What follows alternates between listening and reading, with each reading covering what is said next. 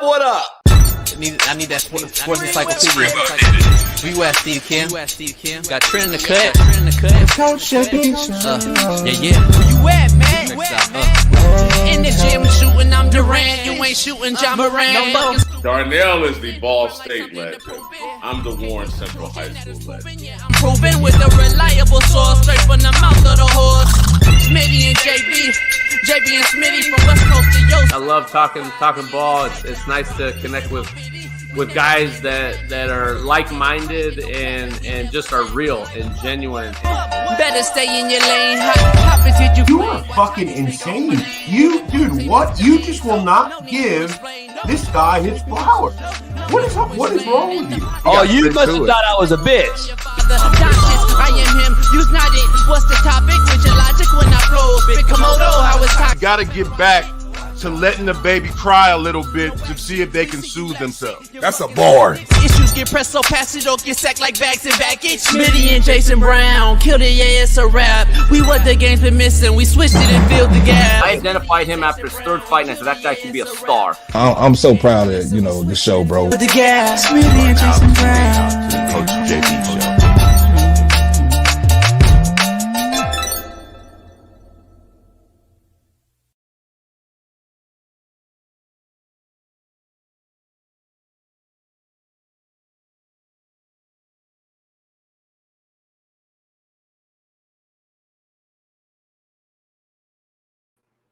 What up? We are in the building. It is Merciless Monday right here on the Coach AB Show with Big Smitty. Let's get this thing going because I'm taking no mercy today. So pound that like, subscribe, become a member. If you're not a member of our Slap Nation Discord, do it so today. Plus, join Winnable/Slap Picks because our picks are hitting. Head on over to winnable.com//Slap Picks. And you'll get your cap with all the cappers on our show every single day. We got a loaded lineup today. Big Matt McChesney joins us, talking about Colorado, the latest Shador Sanders rap song intro to Lil Wayne. Plus, Jeff Nadu joins us to talk about the NFL draft in totality. Who's the best teams? Who had the best grades from top to Mr. Irrelevant? We're going to dive into that as well. Plus, all things NBA. Right here on the realest show on Planet ERF. Bet on it right now. It's your favorite betting app. Winnable, Prize Picks, and Bet Online. All proud sponsors of the Coach AB Show with Big Smitty. Let's get right to it, man. Professional sports, as I knew it, is officially over. We chase super teams to team up with to play, only to lose and to chase another one. We hug, exchange jerseys, and praise each other after we lose instead of fight, walk off humble, and get hungrier. We rather wear helmet condoms on our helmets than learn how to tackle. We rather beg to challenge a play instead of get back on defense. We throw teammates under the bus instead of drive them. We have made pitchers speed up the game only while charging more money to the fans. We made the bases bigger only to steal less bases. And we have created portals that players can travel within only to end up back where they started. Sports as we knew it are dead. Get used to it. This is New Age Sports World for the New Age sports fan, but not me. Not this.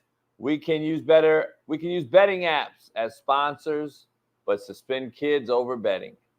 This is the end of it, y'all. The end of sports world as we knew it, as I knew it. It's here. Embrace it, because it's coming. The NFL draft has completed its first round. We will grade them each.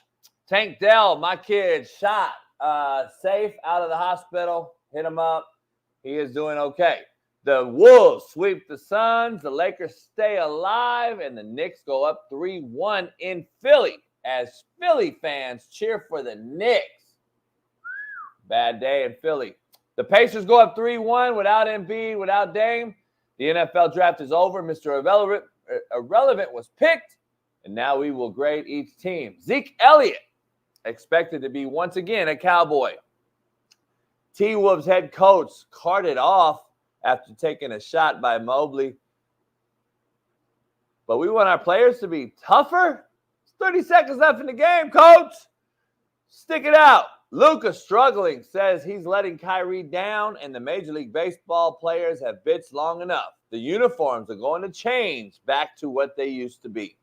But before we begin, my wonderful self-esteemed co-host, Ball State legend, Naptown's finest, 317 Far East Side great and AR5 defending, Lamar Jackson loving, LeBron hairline having, Caitlin Clark jocking, Fox Sports' very own Big Smitty. Welcome him in. Clap it up. Clap it up. Yeah, we hear y'all. It's Monday. What's going on, JB?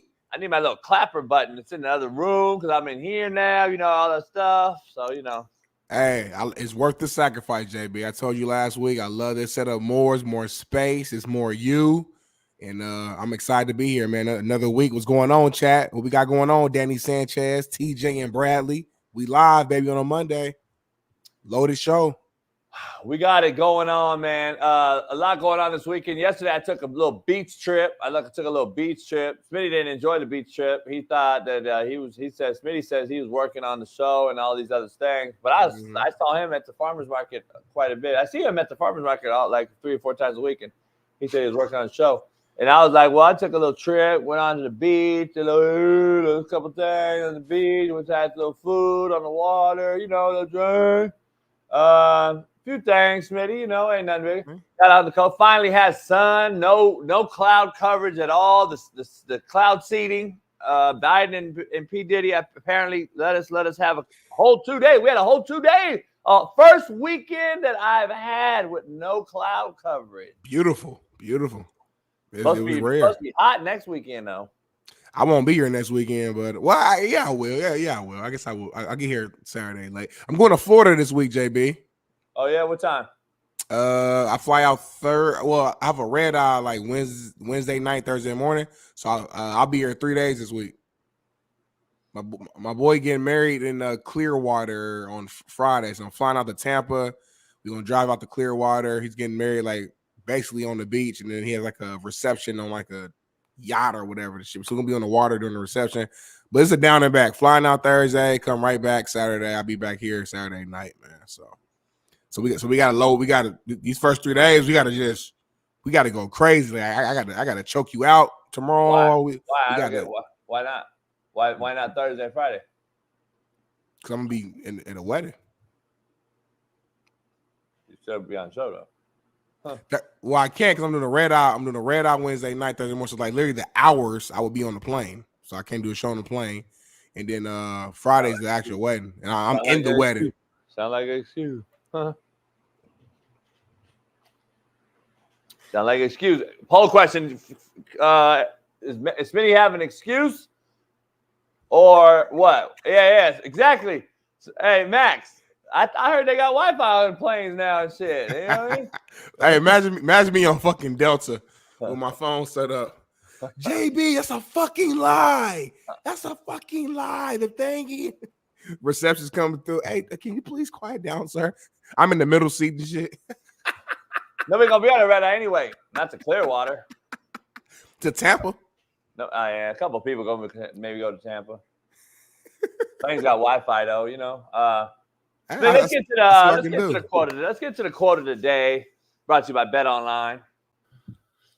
What up, man? The real Coach JB here for the Coach JB Show with Big Smitty. We got a proud new sponsor, of course, for the second part of the year, and that's Bet Online. Continue to be your number one source for all basketball wagering needs, including pro and college hoops throughout the year. March Madness is here.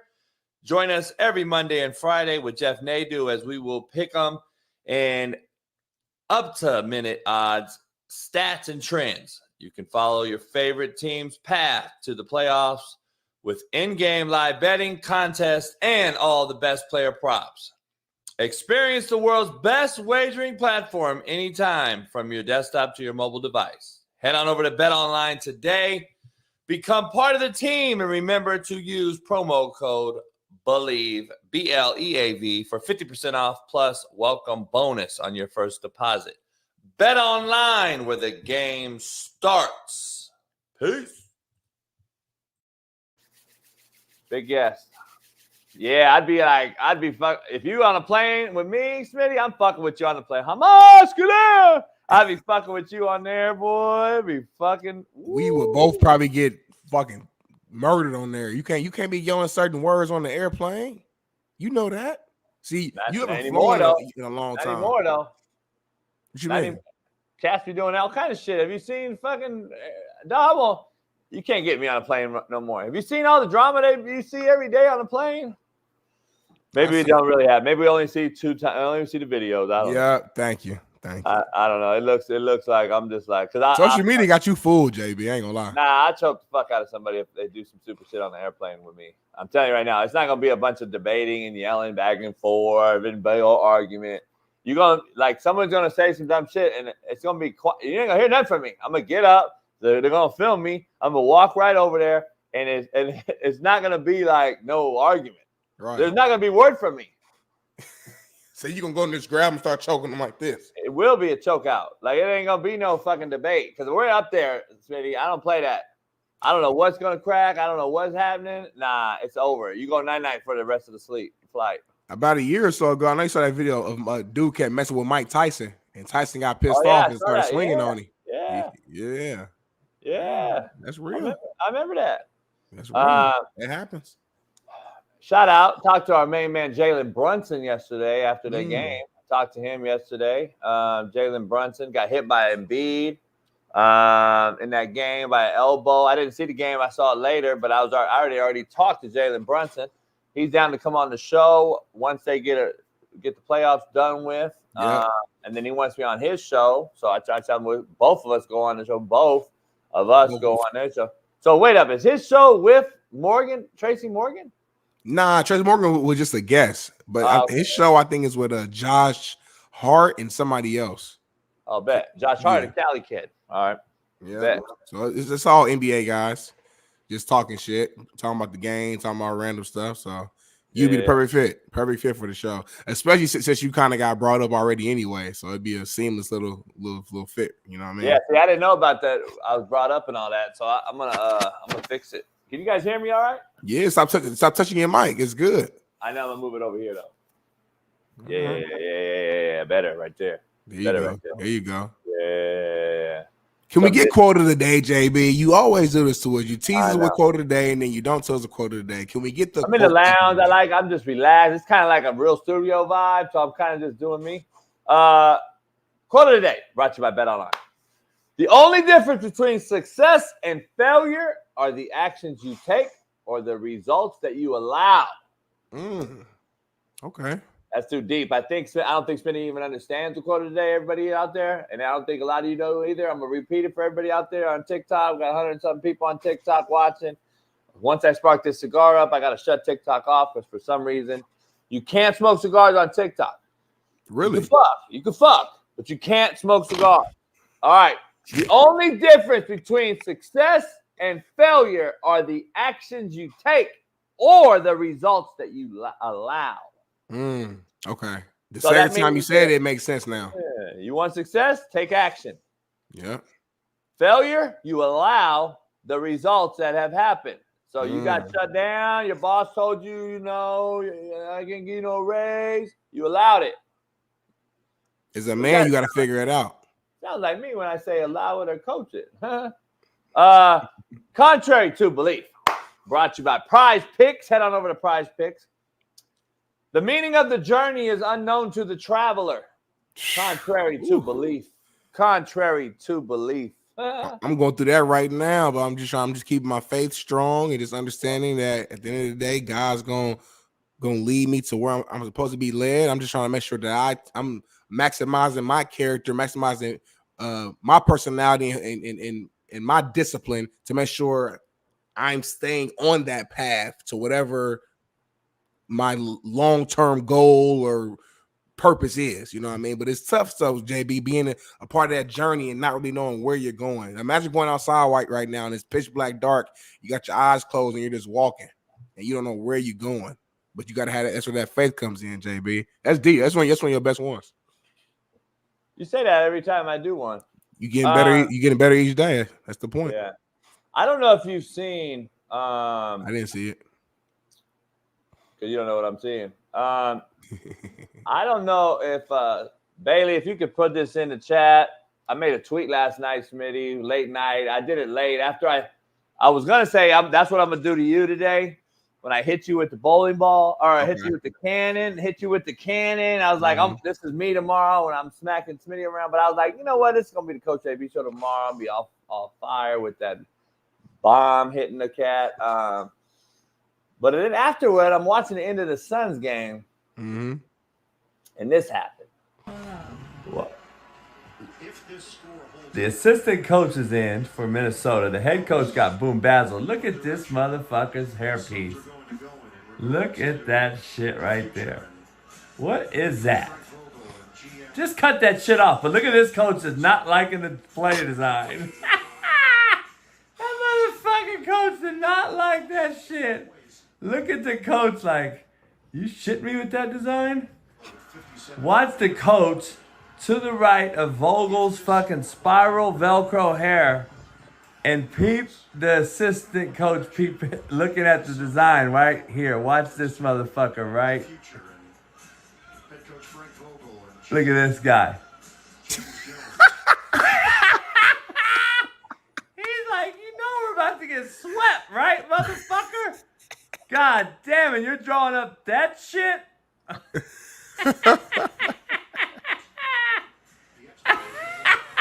He's like, fuck, let me go pack. I'm out of here. We're fired anyway. Don't miss Coach JB show tomorrow morning. Even the second dude came around the corner to see what, like, why Buddy was looking that way. He's like, damn, that don't make no fucking sense. He's like, fuck you drawing up, homie. We're about to be swept. That's how your coaches used to look over your shoulder on the sideline and using Andy. You're like, JB, what the fuck? Draw? You calling a draw right now for what?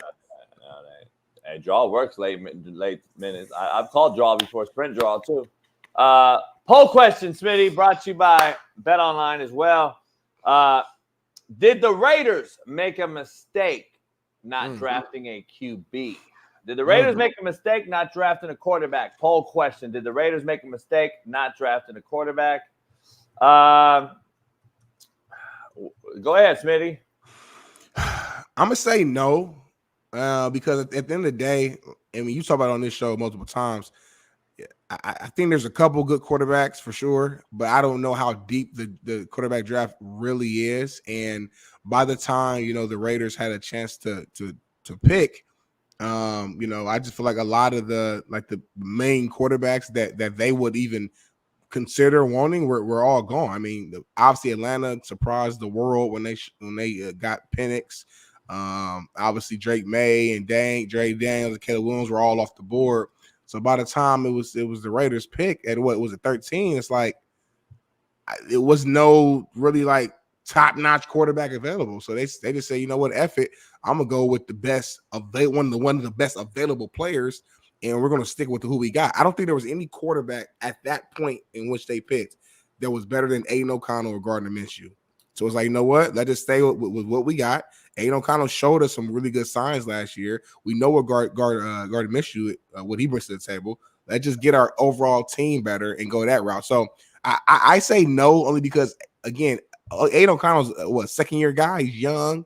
So it's not like you just have some old cat or something, Matt Ryan just hanging around and you know this is his last year. Like, no, you have a young guy right now who could potentially be your franchise quarterback. It's just a matter of seeing how he develops. So I say no. Last year, we're going to find the receipt because on this show, last year, I said Aiden O'Connell will be the starter for the Raiders. I said it a year ago, just so we're clear. We're going to get it. We're going to find it, and we're going to bring it out. But what do I know? I don't know anything. I think he's the starter. I've heard Orlovsky talk just right over him, saying, well, Minshew's going to be okay. And then they're like, so – and then I hear even people saying, like, so, Dan, Aiden O'Connell? Well, no. They brought Minshew in. I'm sure he's the starter. I don't think so at all. Either does one of our guests coming on tomorrow think that, Michael Lombardi. We'll have Mr. Michael Lombardi back on the show for a fourth time. He always does a hell of a job. He'll come on tomorrow, and he's going to talk about that same thing. very interesting conversations him and I had over the weekend. We both think very, very much alike. He is very pissed about the whole Atlanta Falcon Michael Penix thing. He said it's really not a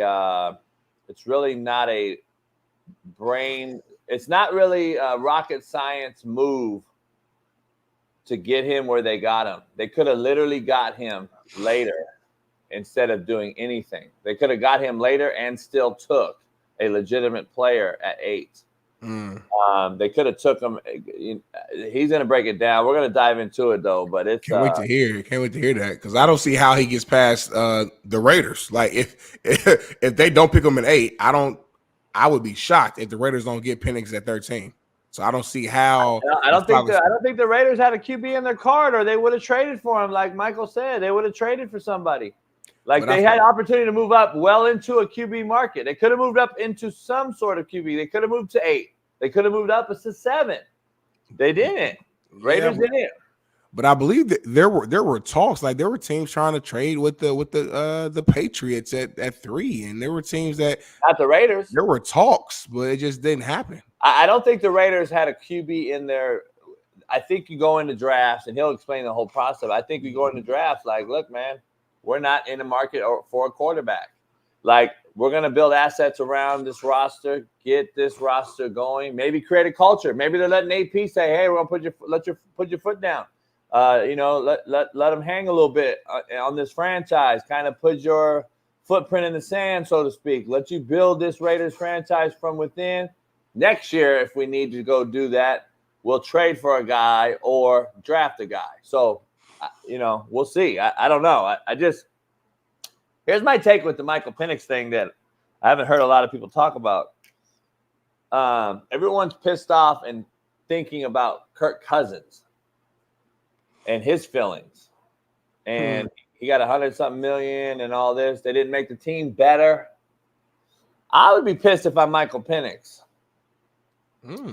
I would be very pissed off if I'm Michael Penix. I'm 24 years old. And you're telling me that I'm not going to play for 5 years in a league where cats come in and play right away now. This isn't Aaron Rodgers coming in to sit no more. This isn't that era no more. These guys come in and play right away. Because of the transfer portal era in the college level, the lack of juniors that we have in the draft is because of the college portal. And no one wants to break those real numbers down. The truth of the matter is, if I'm Michael Penix and his camp, I'm very pissed off that I'm going to a team that does have a guy that may be the starter for the next 4 years. So I'm going to be 29 years old and not get a chance to take a snap. My career might be over. 5 years, Smitty. I go out there. My first live ammunition is 5 years after the draft, or 4 years. Let's say 4 years, and then Atlanta has to honor your 5th year, by the way, and you ain't even played this dude. I got an interesting take for Michael Lombardi. I got an interesting take for Michael Lombardi because I'm trying to figure out why no one's brought that case up. Why hasn't anyone brought that point up? Like, I haven't heard one person talk about, damn, Michael Penix should be pissed. Because I'm the player in this situation, Smitty. Right. So you hear from these guys that never fucking played the game. That's who's on me. This is who you hear talking about the draft. Cats that never played. No offense, Mina Kimes, but you don't know better. Like, you don't have a clue to bring this topic up. Because you never fucking played the game. Like, let's just keep it real. No one has feelings for the player getting drafted by a team that's not intending to play him for the next 4 years. Like, come on, man. 29 years old. 29 years old is when you're talking about him playing. Like, it doesn't make sense. I feel what you're saying. I think the reason why no one's bringing it up is because I think the reality of the situation is the max that he'll actually sit out would probably be 2 years. Because at the end of the day, Kirk's contract, as far as guaranteed money, is I believe is the first 2 years is where the money is actually at. The last 2 years is like an optional situation, or it's dependent upon how he performs during these first 2 years. So I just think a lot of people just are assuming that in reality, what you're saying, you're right, that could happen, but in reality, I feel like they're not expecting Penix to sit more than 2 years. I know the statement they made. They say in a perfect world, he won't play for the next 3-4 years because we're winning Super Bowls. And I hear you. But has Kirk Cousins won a Super Bowl and got close to winning a Super Bowl ever? No. We know Kirk Cousins is. He's a really good quarterback. I think he'll make the Falcons for sure a playoff team. They'll probably win 10, 11 games with them for sure. And they'll get knocked out in the divisional round.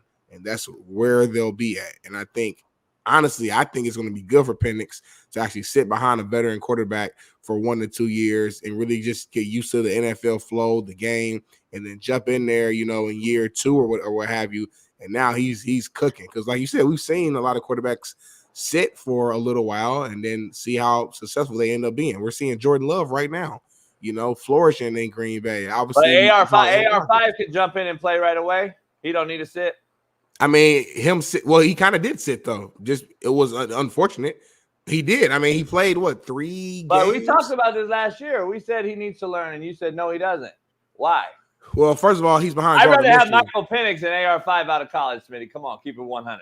Yeah. They're not even They're not even out of college for sure. But I just think Kirk Cousins. So why AR5? Why do you think Kirk Cousins is a lot better than Gardner Minshew.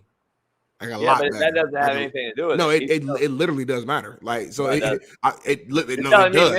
That's everything. Listen, you just said learn from a guy. Yes, Kirk of course. Cousins is an older guy. Minshew, albeit not a Kirk Cousins, but guess what he is?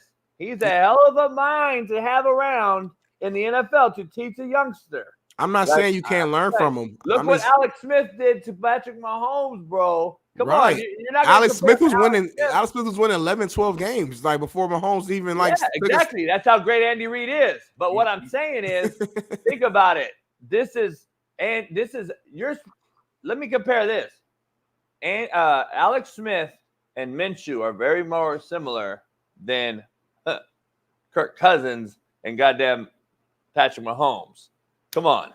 Like, these are two. Alex Smith taught the guy. Minshew can teach the guy the same way. I'm not saying that. I think in a perfect world, every rookie could technically, it would be beneficial for them to sit down and learn from somebody. You're a rookie, in any rookie, defensive tackle, receiver, anybody. It's new. Like, I mean, everybody could. You didn't want AR5 to sit last year, though. You said on the show. No, I didn't. I did. He's the guy. Yes, of course. That's what I want, because at the end of the day, I know what Gardner Minshew is going.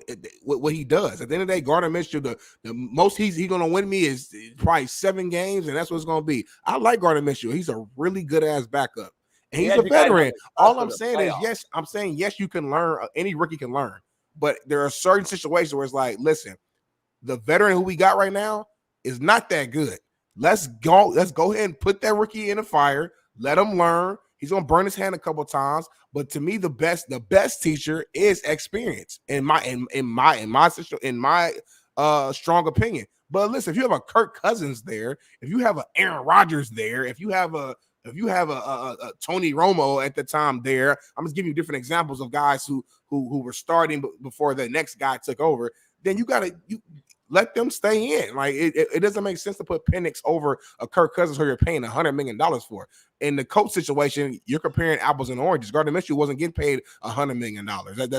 He wasn't getting paid that type of big money, and his career at that point, again, is nowhere near that of a Kirk Cousins. So AR5 playing over Gardner Minshew made sense. It made sense. He's a much more dynamic player beyond just throwing the ball because of his running ability as well. So that's all I'm saying with that. It's a different scenario. I think the Colts made a huge mistake getting rid of Minshew, and I'm just telling you, I think you're gonna feel it this year. Well, let's stay on top of it real quick, and then we'll go back to there. So because we're talking about the Falcons right now, and you're saying how you would feel. I'm just talking about quarterbacks. I'm talking about Penix.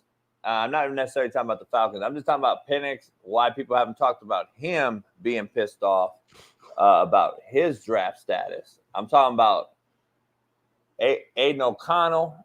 I just think he's better than everyone thinks, and I think that in this world right now where we're getting rid of quarterbacks, for Chico sticks and string cheese, they're hard to find, dog. They are not easy, obviously, because if they were, you wouldn't be having Bill Parcells dial 1-800-quarterback and talk about what he had to say. And I remember this years ago. You know what I like about the media? I really do. This is funny. They think you can just dial 1-800 and get a quarterback. You know, there's teams that have been trying to dial it for 10 years. They think you can just dial it up.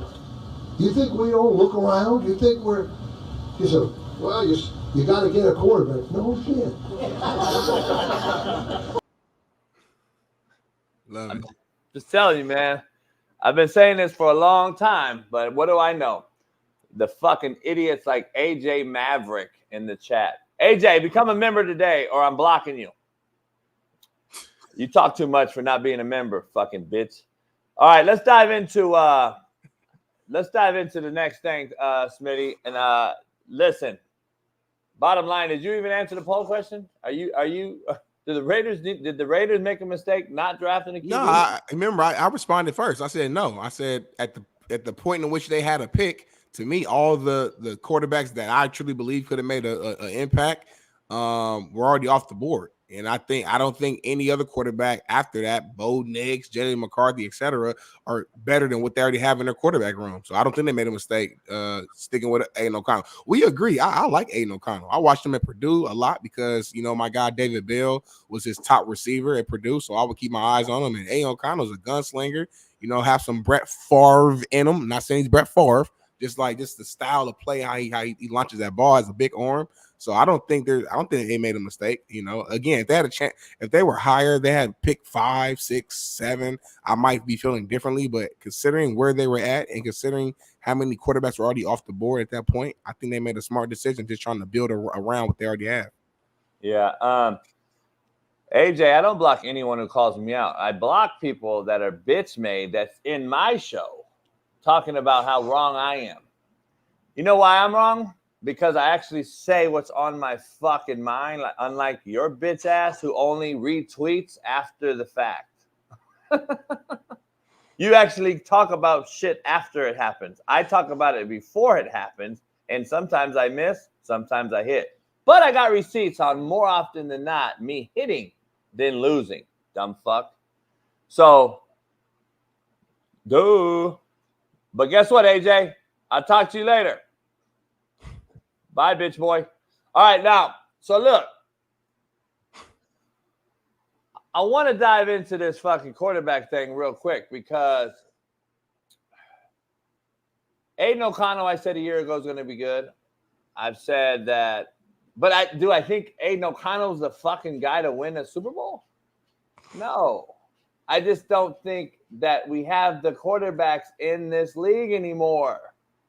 I just don't think the NFL has the quarterbacks, dog. I don't understand why people think we can just draft a new guy after we just drafted another guy 2 years ago. When are we going to get over that and start saying, hey, man, we need to hold these motherfuckers to the carpet. We need to start coaching these dudes.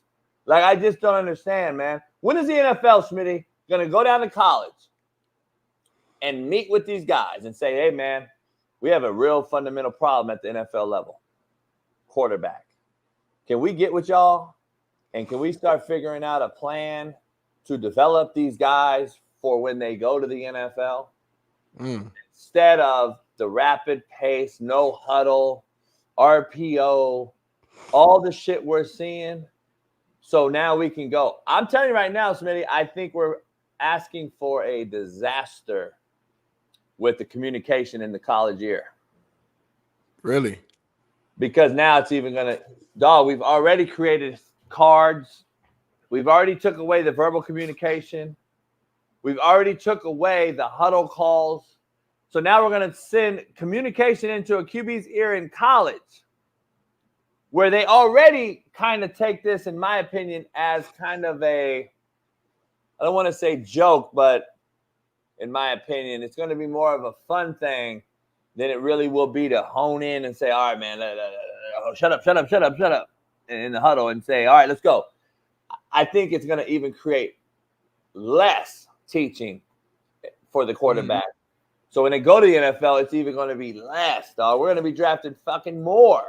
But don't they communicate through the helmet in the NFL as well? Like for the first 15 seconds, the coach is able to talk to the quarterback. Yeah, that's how they do. That's how they do communicate. So why not? So why not start? Won't it translate better if you start to get that in college first? No, but see, that's missing the point that I'm trying to make. Yeah. What I mean is, so it's been like that in the NFL for 20 years. Right. And I'm surprised D. Jones and everybody in here doesn't understand my point.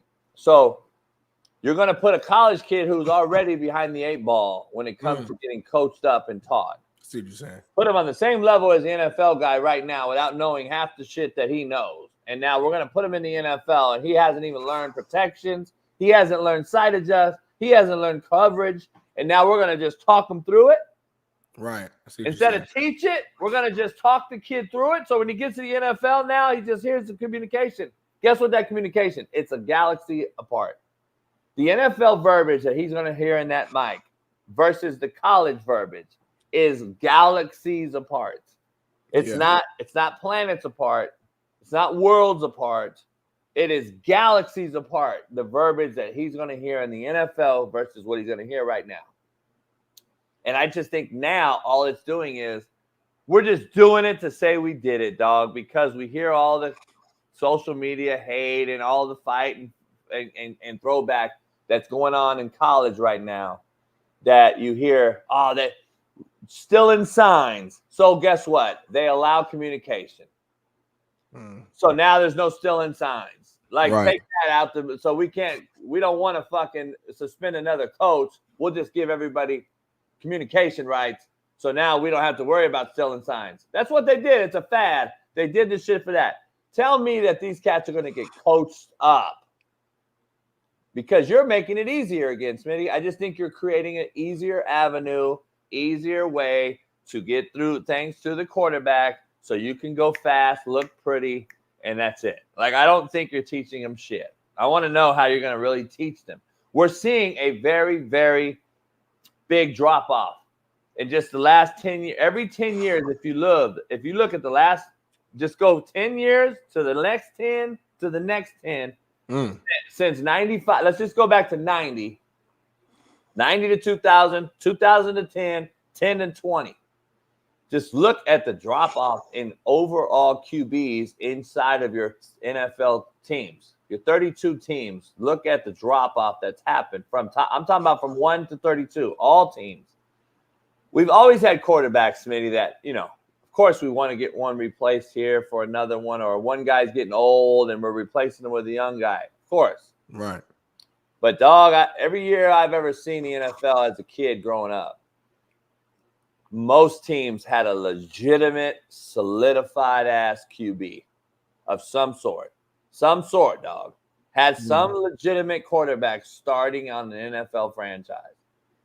And now, I don't see it, dog. If I saw it, I don't believe you'd be so quick to get rid of one every single year.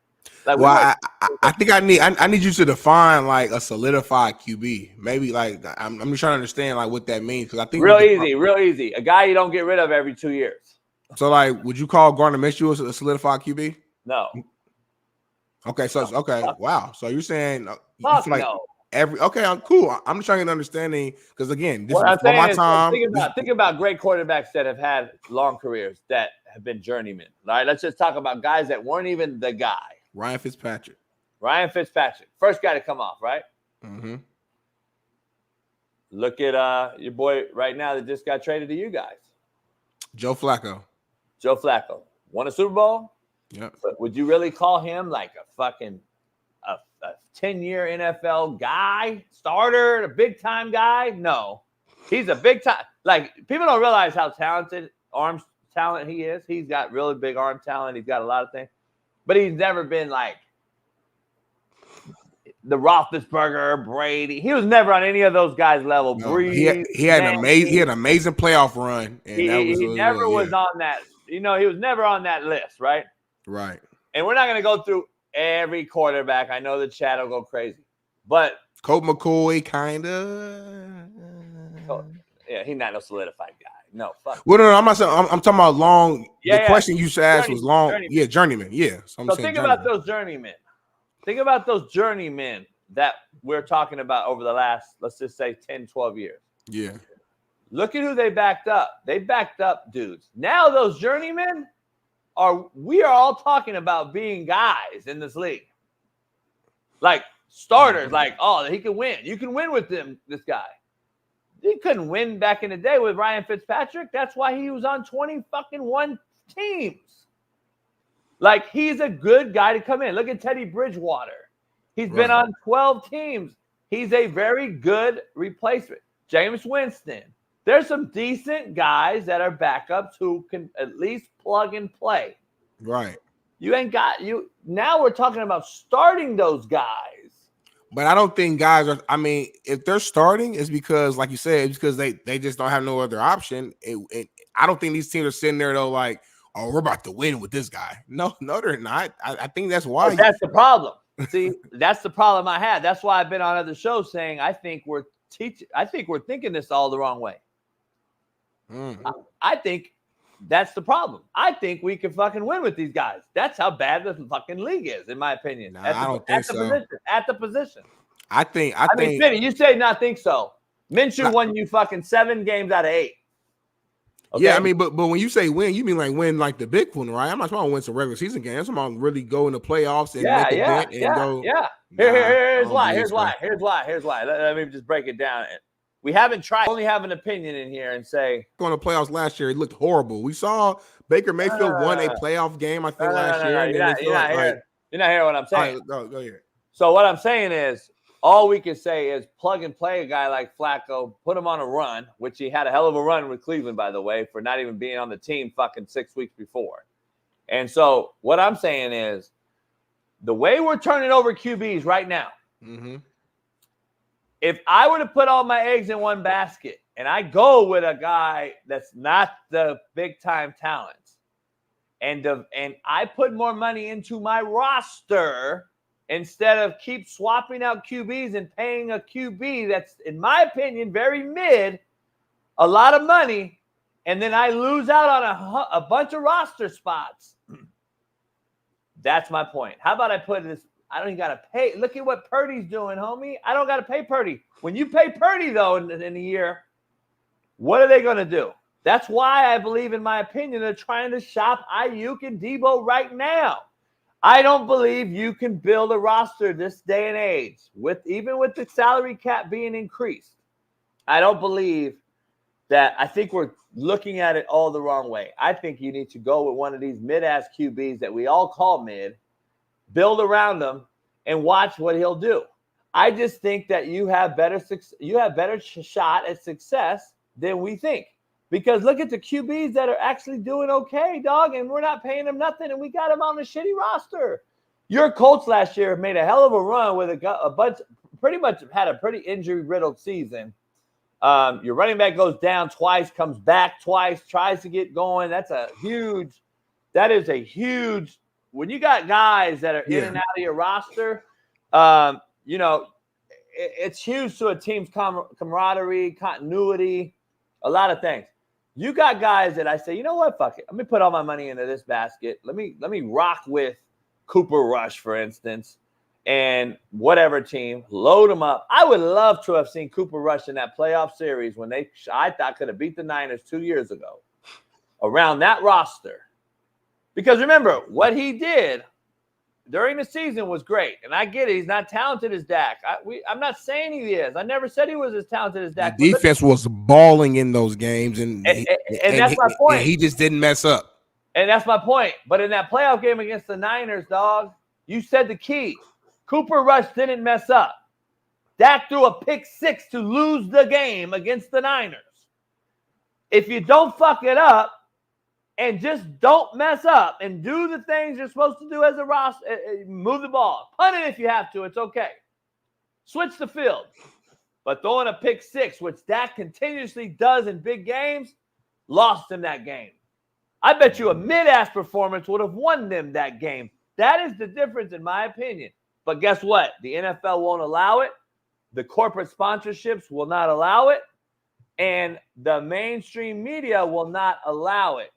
because, in my opinion, too much money involved, and we want sex appeal over results. And that's but it also just don't make sense, JB. The better player should play at the end of the day. And using that example, I like Cooper Rush. Played against him. I know people who's close with him. He's a good guy. He's not better than Dak in no way. I mean, he goes out here and he wins. He wins some games in the regular season. Kudos to him. But like you said, you even said he's not better than Dak. We know that. So it's easy to look in. He's not better than him. I don't care how you look at it. At the end of the day, Dak goes out there and has won 12 plus games every single year. We give Dak a lot of slack because, you know, they haven't won the big game yet. And he plays, you know, with the helmet. This has a star on his helmet. So he gets all the attention. Dak is a really good quarterback. So, like, we got to chill out. Like, yeah, I get what you're saying. It's hindsight is 2020. Well, shoot, based upon how Dak played, you put Cooper in there, we don't know what Cooper would have done. Because in the playoffs, you got to make some plays too, which means you have to take some chances. And when you take chances, sometimes bad things happen when you take those chances. I want the best player out there at the end of the day. To me, there's only a small select few of teams and who has the right quarterbacks who's even in the conversation to possibly win a Super Bowl every year. Right now, I could probably give you the teams that I think will be in the mix next year, and I bet one of those teams will be the team that ends up winning. I think you're looking at it wrong. I don't think – I think you keep confusing better talent than the better quarterback. No, I'm not. Dak is better than What has Dak done? What has Dak done in the playoffs? At the end of the day, Dak has won 12-plus games every single year. He has won some playoff games, and that's what it is. But I'm saying overall – talent, two. So you're telling me, first of all, you got to get there. First of all, not really, dog. Look, yes, you do. Like you kill me with this whole regular season. Just don't matter at all. So everybody's getting there. Though. Winning 12, 13 games just doesn't mean shit. Come on, JB. Loaded roster that's crazy. No, you defend the teams like the Clippers and the Cowboys year in and year out. You're the guy that defends great players. You defend great players on shitty ass teams.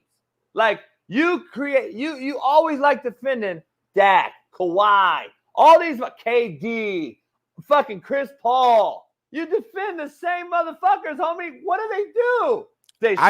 I'm not gonna be on this show and let you say some. I don't believe so.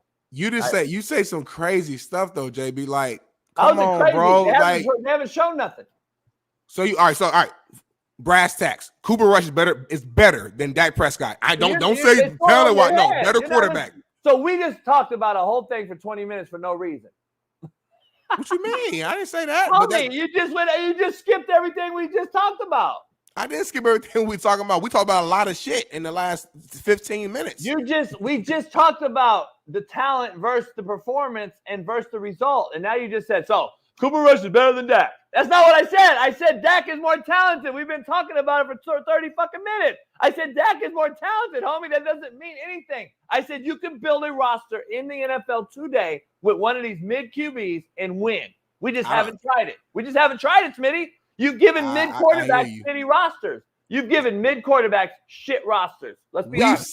We've seen it. I mean, your example, we have seen it. Okay, use Purdy. You haven't seen it. Use Purdy. The Niners made it all the way there, and they fucking lost. You saw a backup though come in and fill in. You haven't seen a full-on roster buy into that QB and build around them. That's the Eagles. The Eagles. Jalen Hurts. You think Jalen Hurts is just like a fucking phenomenal quarterback? Come on, bro. Let's keep it real. No, but they drafted him to be the starter. He's the guy, right? He's the guy, but I'm saying your example, if I'm understanding correctly, is taking a mid quarterback and putting a phenomenal team around him and winning with them. I think Jalen Hurts, Brock Purdy are mid quarterbacks. I don't think we know what mid is anymore is my whole point. Like, my point is, I think Kyler Murray's mid as shit. You've paid him $200 million. That's what I'm trying to get to the bottom of. You've paid a guy $200 million damn near that is a mid QB. See, that's the disagreement we're always going to have. You think he's an MVP candidate. I think he's mid as shit. There's a lot of those guys. I told you a couple years ago, on this show, not you, but I told people on the show, I said, if you replace Baker Mayfield with that loaded Cleveland Browns team with a Tannehill, Cleveland Brown probably win Super Bowl. That's the difference in just straight up. And Tannehill's not as talented as Baker Mayfield. But guess what? Baker Mayfield has proven to what he is in playoff games.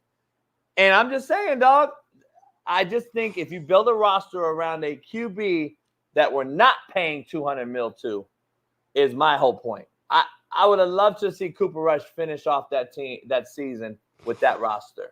He went 5-1, I believe, as a starter. Yes, and I heard you and Matt and everybody talk all that stuff about, he ain't no Cooper Rush. I mean, he ain't no Dak. I didn't say he was Dak. I didn't say he was Dak, dog. All I'm saying is there's another model out there that I wouldn't be opposed to watching. Listen, we're just talking shit because it'll never happen. Because money talks. Money talks. It has never been this way. Your air, my air. At the end of the day, you always need a quarterback, and they always gonna pay the quarterback. But my point, Smitty, is we don't have the quarterback no more. That's my whole point. That's the only point I'm making. My point is we don't have the quarterback no more. Tom Brady, Aaron Rodgers, all these guys are not falling off trees. Peyton Manning, Andrew Luck, they're not coming out of college no more. It's just not. Well, we don't know. That's my whole point. We don't know. I don't know what Caleb Williams is going to be and Jay Downs is going to be. We'll see. I don't think all these quarterbacks are going to be bad. I know you think that. I don't think so. I think Caleb Williams is going to be a good ass quarterback. I don't think he's going to reach the pedestal that the media is putting out there because they're putting him out there on the GOAT level and shit already. But I think he's going to be a really good quarterback for the Bears. And listen, just take a second to read and hear people. Mm-hmm. Like, what does that tell you, homie? Come on, man. This is my point. As a Bucs fan, I'm happy with Baker. That is how far we've fallen off, Smitty. No, that's because Tom Brady's last year, he went what, 8-9. So when Baker jumped in and you go out there and you go 9-8, it's like, well, damn, okay. Like most people, like myself, was expecting a downfall from Brady to Baker Mayfield. Baker went out there and actually had a better year. So that's why, as a Bucs fan, you're happy because he went above and beyond what the bar was. So I don't think nobody was expecting him to be better than what Brady did. The bar was? The bar was that high? In Brady's last season, Brady's last season with that team, he had a low bar in his last season. I'm talking about in his last season. Respectfully, he did. So when Baker comes in there, he actually does better and goes to the playoffs. Not only goes to the playoffs, beats the Cowboys, if I'm not mistaken, wins the playoff game. You're like, well, damn, okay, Baker. Like, I wasn't expecting that. Can we talk about the conference, dog? The last year Tom Brady played in it, and last year with 3 rookie starting quarterbacks in it. Come on, man. Don't compare the same teams. Last year's NFC South was the worst in football. Control what you control. 9-8, homie. Baker went 9-8 on the worst team, on the worst division in football. Come on. Control what you can control, JB. But don't anoint what you don't anoint. I'm not anointing him, but I'm like, it makes sense why a Bucs fan would be decent. My point is, this guy's happy, homie, that the Bucs have Baker Mayfield. He's not a fucking legitimate QB, in my opinion. He's a fucking fill-in guy. Matt, what's up? What's going on, Morning. Man? Good morning. Don't look so enthused, homie. You good? Yeah. Let's this is how I always look. Huh? This is how I always look. I know. Fair. That's fair. We're just arguing this morning. Typical Monday. I've been listening. I'm just saying, man. Matt, just chime in for 1 minute before we talk about some things on your mind. I just said that if we were to buy in and try it, I'm not saying it'll happen. It's all bullshit talk because it'll never happen because money talks, as you know. But if you could build a great roster, like a Cowboys team that's loaded top to bottom 2 years ago, when that year that Cooper Rush started, that you and I argued about every day on the show about who's better, him or Dak. And I said, of course, Dak's more talented, but I would have loved to see Cooper play in that playoff game against the Niners where Dak threw that pick 6 to lose it. Do you believe that you could build a roster that is super loaded like a Niners team and get a QB that you don't have to pay, buy into that QB, and build the roster around him? What we're talking about here is this, Matt. We're seeing backups come in and have a decent run, like go 5-1, and then the starter takes back over. and I think Smitty and I are arguing the same thing, but we're just going in circles. Like, I'm saying don't have that starter on your roster to start with. Let's play with this mid-ass quarterback. Because, Matt, let's be honest. You're getting rid of these quarterbacks you draft every 2 years to redo it again and draft another quarterback. So, like, why don't you just rock with one of these dudes like Minshew, Cooper Rush? Look at the quarterbacks that have actually had decent success with good teams. And just say, hey, man, we're going to build around it. In 2-3 years, if you're not the guy, so be it. But we're drafting QBs, Matt, every 2 years. And then we bitch and moan about, look at the salary cap. You can't win. Well, fuck, homie. You got 2 QBs. One guy comes in, goes 5-1, and he's we're calling him mid. But let's be honest. We're paying a guy like Kyler Murray $200 million, Matt. And what has he really done? The same things that fucking your boy Dobbs did last year. Won the same amount of games. Okay. So are you trying to tell me that tier 2 and 3 and 4 quarterbacks are better than tier 1 quarterbacks? No, that's what I think Smitty keeps thinking. Like, too. Is that the better? Is like that you'd rather go down? So you'd rather have like Cooper Rush and Earthworm Jim and that's that I can't remember the kid's name from Minnesota. Yeah. And like just enough fucking Brock Osweiler than Mahomes. No. So what I'm saying is, if you have the elite guy, if you have a Mahomes, a Burrow, we know who they are. All right. We started this conversation, Matt, by saying if you go by from 90 to now, every 10 years in increments, that the quarterback position has definitely hit a decline as far as from number 1 to number 32. Back in our day, Matt, 32 teams at least had a guy that you were like, fuck, that's a real NFL quarterback for the most part. Now, listen, hold on, Matt. We've had guys. Thank you. We've had guys, Matt. Of course, Matt.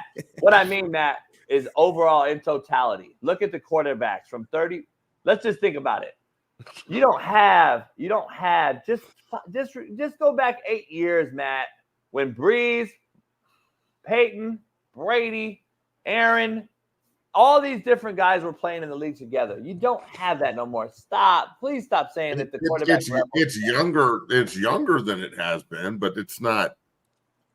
I would have to I can't just sit here and base a comparison off what you say in my head. Like I need to look at. I can't remember all the starting quarterbacks from 8 fucking years ago. Like, was David Gerard one of them?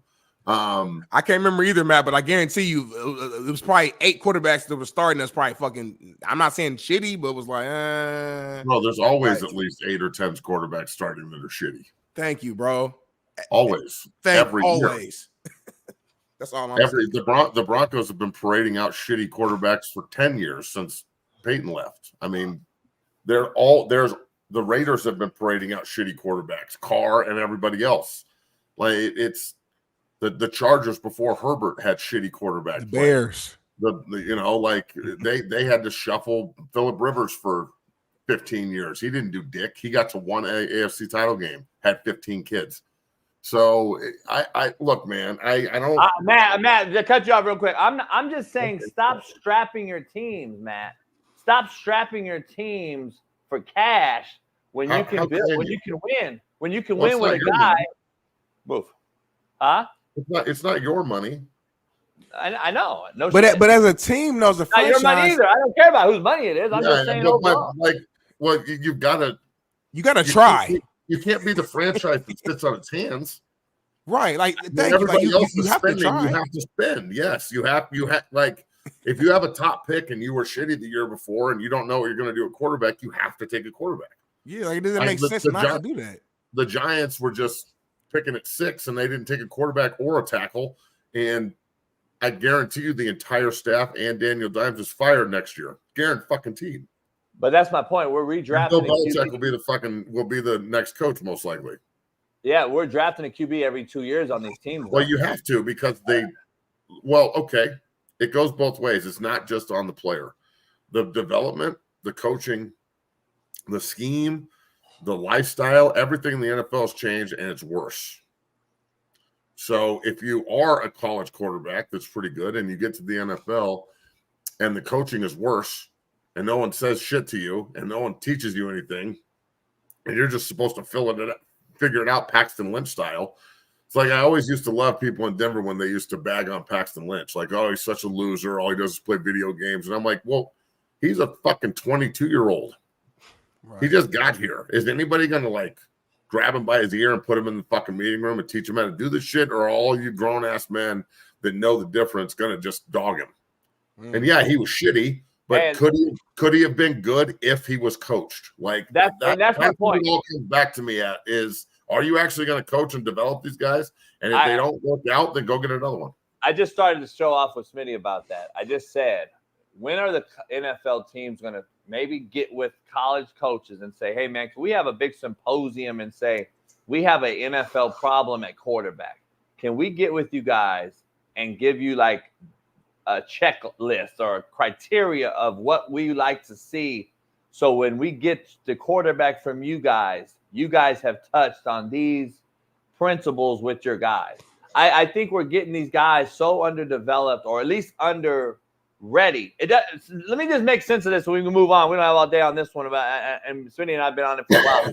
How do I get a 25-year-old quarterback on average at getting drafted in the NFL? The highest age, the oldest age quarterbacks in the last 3 years have been drafted in the NFL than ever before. Now we've had bless you, we've had anomalies, Matt and Smitty. We've had we've had the 28-year-old Chris Winkie, and we've had a couple guys here and there. Chris Winkie was like 20 fucking years ago. 20. That's what I'm saying. We've had the anomaly, but nowadays, Matt, we got fucking 6 of them, all 24 and older. Well, like, that's because of COVID. It's an anomaly. It's because of COVID. Yeah. Okay, so but that's the case though. But you can't come in the league shittier at 24. Like that's my thing. Like, when are we gonna say, hey? The way that I like talked about this with a bunch of people at my facility was, yeah, you know, the older quarterbacks that were drafted, they might be good, Penix and Nix, but usually in the NFL, when you're good, you leave after your 3rd year, not your 6th. That's my point. That's what I'm saying. But they stayed because of COVID and because of NIL, and like you can actually get paid to play now, and it's different. So it's. Back in the day, I would have agreed with you if you stayed for 6 years. But now, these days, I mean, bro, I was, hanging out with Drake Nugent and he got picked up by the Niners, and I thought it was a travesty he didn't get drafted, but whatever. It's just this guy going there, though. It's a great fit for him, and they gave him a huge deal. So he got like a 6th-round deal being an undrafted guy, which is pretty good. But even talking to him, he was like, yeah, I have 1 more year eligibility. I could go back to school if I wanted to. And I'm like, what?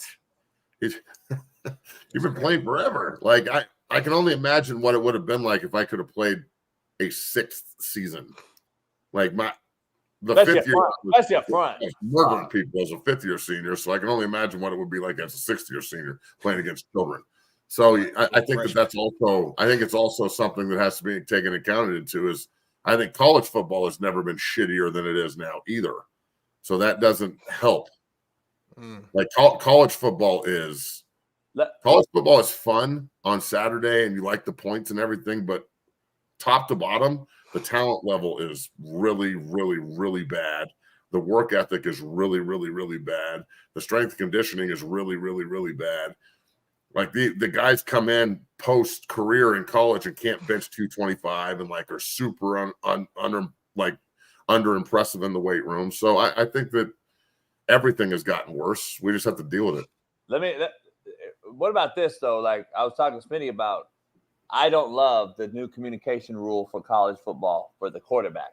I like it for everybody else, but the quarterback, I think we're just now going to further take a step back because it's another way to not have to teach the quarterback for protection, to mic ID, to rotation of coverage, to etc. Basically, hey, Matt, just cover 3. Just fucking throw the curl. Like, I don't know if we're going to coach these guys and teach them. So when they go to the NFL and they get the communication, which you and I know, Matt, is a galaxy apart, the communication they're going to get in the NFL from the college is going to be fucking galaxies apart. I just think that we're teaching them. We're just showing them, man, here's the easy way out. get to the NFL and get your bag. I don't know if the product is getting coached up, taught better than it was. And to further that point, NFL coaches, OGs, Matt, are getting out of the game at the college level because of the current structure, environment, portal, NIL, etc. We're seeing head coaches like Chip Kelly say, fuck this, I'll go be a coordinator where I ain't got to deal with all this headache. We're seeing guys leave the game as Harbaugh, Saban, etc. Boston College's Haney left and just took a coordinator job in the league.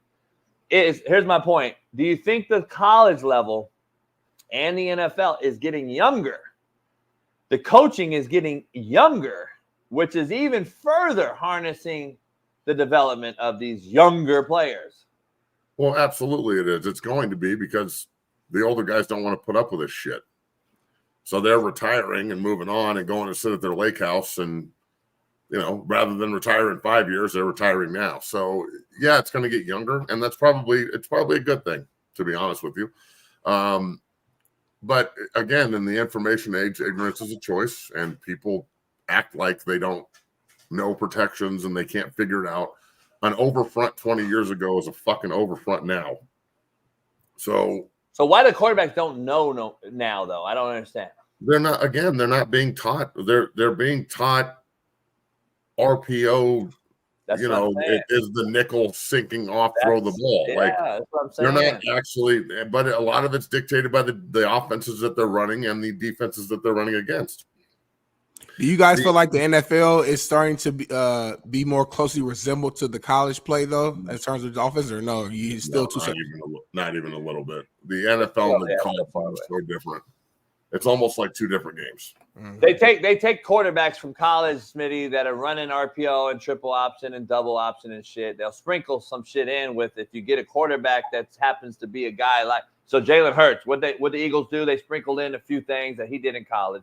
But everything else is still light years away from each other. So I just think, like Matt said, you can do similar things and make your quarterback comfortable, so to speak, and do a couple of things he knows. But I don't think the game is even close. Well, I'll put it like this: if you want to be a best friend to your quarterback in today's super soft league, in the NFL and in college football, run the ball. Yeah, a lot. Everybody is it's like the 3-point game in NBA. The NBA. The Nuggets have the least amount of 3-pointers. They won the title. So if everyone's going towards big numbers and high flying and 5,000 yards passing, and that's where they want to go, but they can't, and they don't have the players to do it, either receiver wise or the quarterback. Because if you don't have a quarterback, you ain't throwing for 5,000. I personally, like, if you're the Giants, why aren't you totally committed to 13 personnel and hammering the rock and playing ball control and good defense and protecting your shitty quarterback? And then he might actually be good, because he may not be a fit for what you're trying to do, but he might be perfect in bootleg, sprint out, heavy play action. I mean, everybody talks about Tom Brady being this like prolific passer. And yeah, he was at the end of his career. He threw for 5,000 yards a bunch. But for the majority of his career, he was like, don't fuck up, play good defense, hand the ball to Antoine Smith or Corey Dillon or fucking Leonard Fournette or whoever else. Even Tampa, when they won the Super Bowl, they hammered the fucking rock all year. Mm-hmm. So, like, Brady's entire MO is built around running the ball, playing in between the numbers with your tight ends, and then exploiting one-on-one matches up with your receivers when they rotate to the tight ends inside. And he did that for 20-some years, did it well, won Super Bowls and playoffs games and everything else. He knew what he was, and then he would take – my favorite story ever is – I got this from Jensen years ago, but you remember when, like, most people probably don't remember this, but the Bucs are 7-5. They're, like, sitting second in division behind New Orleans during that year, and everyone's questioning Bruce Arians' fucking offense, and Tom Brady walked into the meeting room. You know, this is secondhand story from a guy who started at center for him and won a Super Bowl, but walked in the meeting room and just said, look, Bruce, we're not running your fucking offense anymore. I'm taking over. I'm doing 9-on-7. I'm doing 7-on-7. I got this. And that was the breaking point between the two of them. You saw Bruce sitting in the golf cart at practice and Tom running practice, and then at the end of the season they both went their separate ways, right? Yeah, I remember that. Well, yeah, so it was because then Bowles was the coaches last year. So that was because Tom Brady has the stones and also the backing to walk in and do that, but he knows what wins. So, like, if everyone wants to try and play like Peyton Manning, I don't know if that's going to work. There's only one of them. Right. There's only one of them. Like, come on. You've got, at some point, the football has got to go back to the way that it was in regards to if you don't have that guy. And even if you do, like Mahomes really benefits from a good running game. Ask him if he likes Isaiah Pacheco. Right. So asking, like, putting all of this shit on just the quarterback, it's so much bigger than that, in my opinion. After, all the experience of playing both ways, it's as a defensive lineman, if they're getting 4 yards a cut, we're fucked. The game's going to take all day, and it's going to be 3rd and 1 a lot. Okay. Hey, then don't pay the quarterback then. Well, I don't know if you can't get. Come on, dog. You can't have it both ways, dog. We can't pay $200 million motherfucker, and sure you can. The salary cap jumped up $30 million. Why can't you pay him what the market rate says? Then you better fucking get the guy to do everything you need done. Like we got quarterbacks, Matt, that can't even switch and run the ball to the 3 technique. The motherfucker can't get up there and audible the fucking 3 technique. He can't find the high technique and run inside zone at it. Well, yeah, but he doesn't make the game plan, dog. And but dog, we always have, but listen, quarterbacks where you're discussing right now understand the checks. We don't got guys audibling at all no more in this league. Look at the quarterback position. They get up there on the wristband and let's go. We're running the foot. Like, dog, there's fucking 7 guys over here, Matt. Back school, and you and I, when youth football, we said, hey, bounce the box and go this way. Like, dog, quarterback play, we're asking them to do less, but paying them more. That don't even make sense to me. Like, nah, you can't have it both ways. Like, to me, you got to either pay them. I think they're asking them to do everything. I don't think so. Josh Allen does everything. Everything falls on the quarterback, bro. Everything. Post snap, I agree with you. Post snap, I agree with you. But what about going up to the snap? Like, I don't know if we're doing a lot. Like, these motherfuckers are calling what's called. Let's dive into the next thing, Matt. Before we dive into some Drake wearing my Compton College shirt, I got to ask you, what's going on with this latest Shedeur Sanders rap song? Because I just saw it. I was not aware of it until Matt brought it to my attention. I haven't even got to speak to Smitty about it. So I don't know the context, so I'm going to let Smitty break this down first. Because why does Smitty have to break it down? Right. We're a racist show, and I let brother break it down. Matt or Smitty, do you know the context? Because it's your boy. He let out for Lil Wayne, right? I mean, it's as simple. I mean, Lil Wayne, I think, was performing at whatever function they had going on, and Shedeur opened up for him. I think he was like the first performance leading up until Lil Wayne actually, shut the stage down. And Shedeur made a song. We've seen athletes make songs for years. Tons of NBA guys have songs now.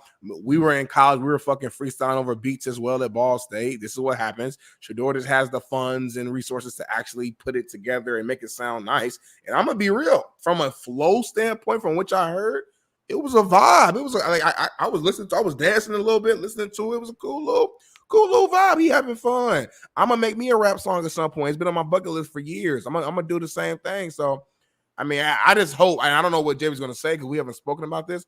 I just hope that JB is not about to go in and use this and find a way to kill Shedeur. And this is another reason why it's not a real program and why Colorado's going to be shitty this year again.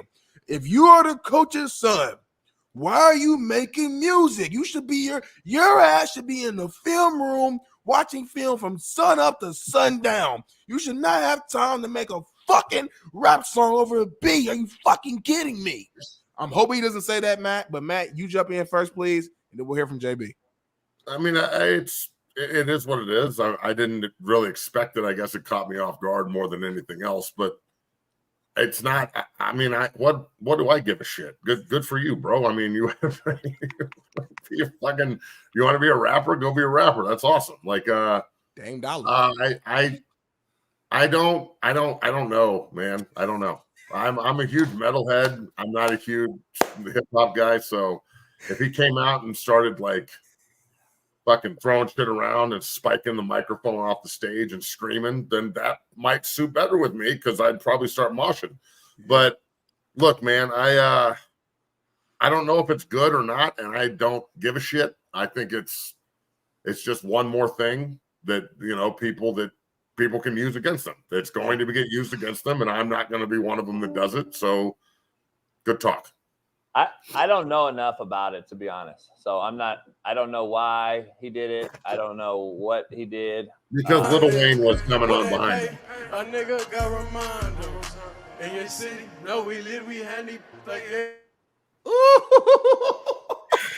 He said, AP on my wrist is perfect time, man. Yeah. Shadow was talking that shit. And he is talking shit. There's no doubt about that. He got that money. He got that money. I will say this. The offensive line in Boulder, bro, please, God, I hope you're working as hard as you can. I hope it all works out. I hope Lode Holt can get these 5-6 guys, however many they got to play right. Because the target on Shador and Travis Hunter and Shai, if you thought that they were going to do dirty shit to him last year, just wait. It is going to be the target on these kids is so fucking big.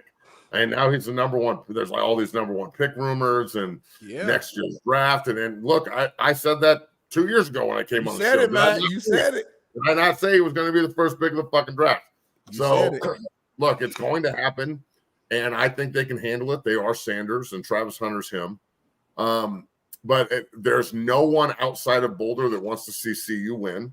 And other than, fans of Prime. Yeah. And then outside of that, the majority of the country and everybody else that plays us just wants to beat the hell out of us. So if Shador Sanders is the number one pick next year, I'll stop. I'll never watch another NFL game.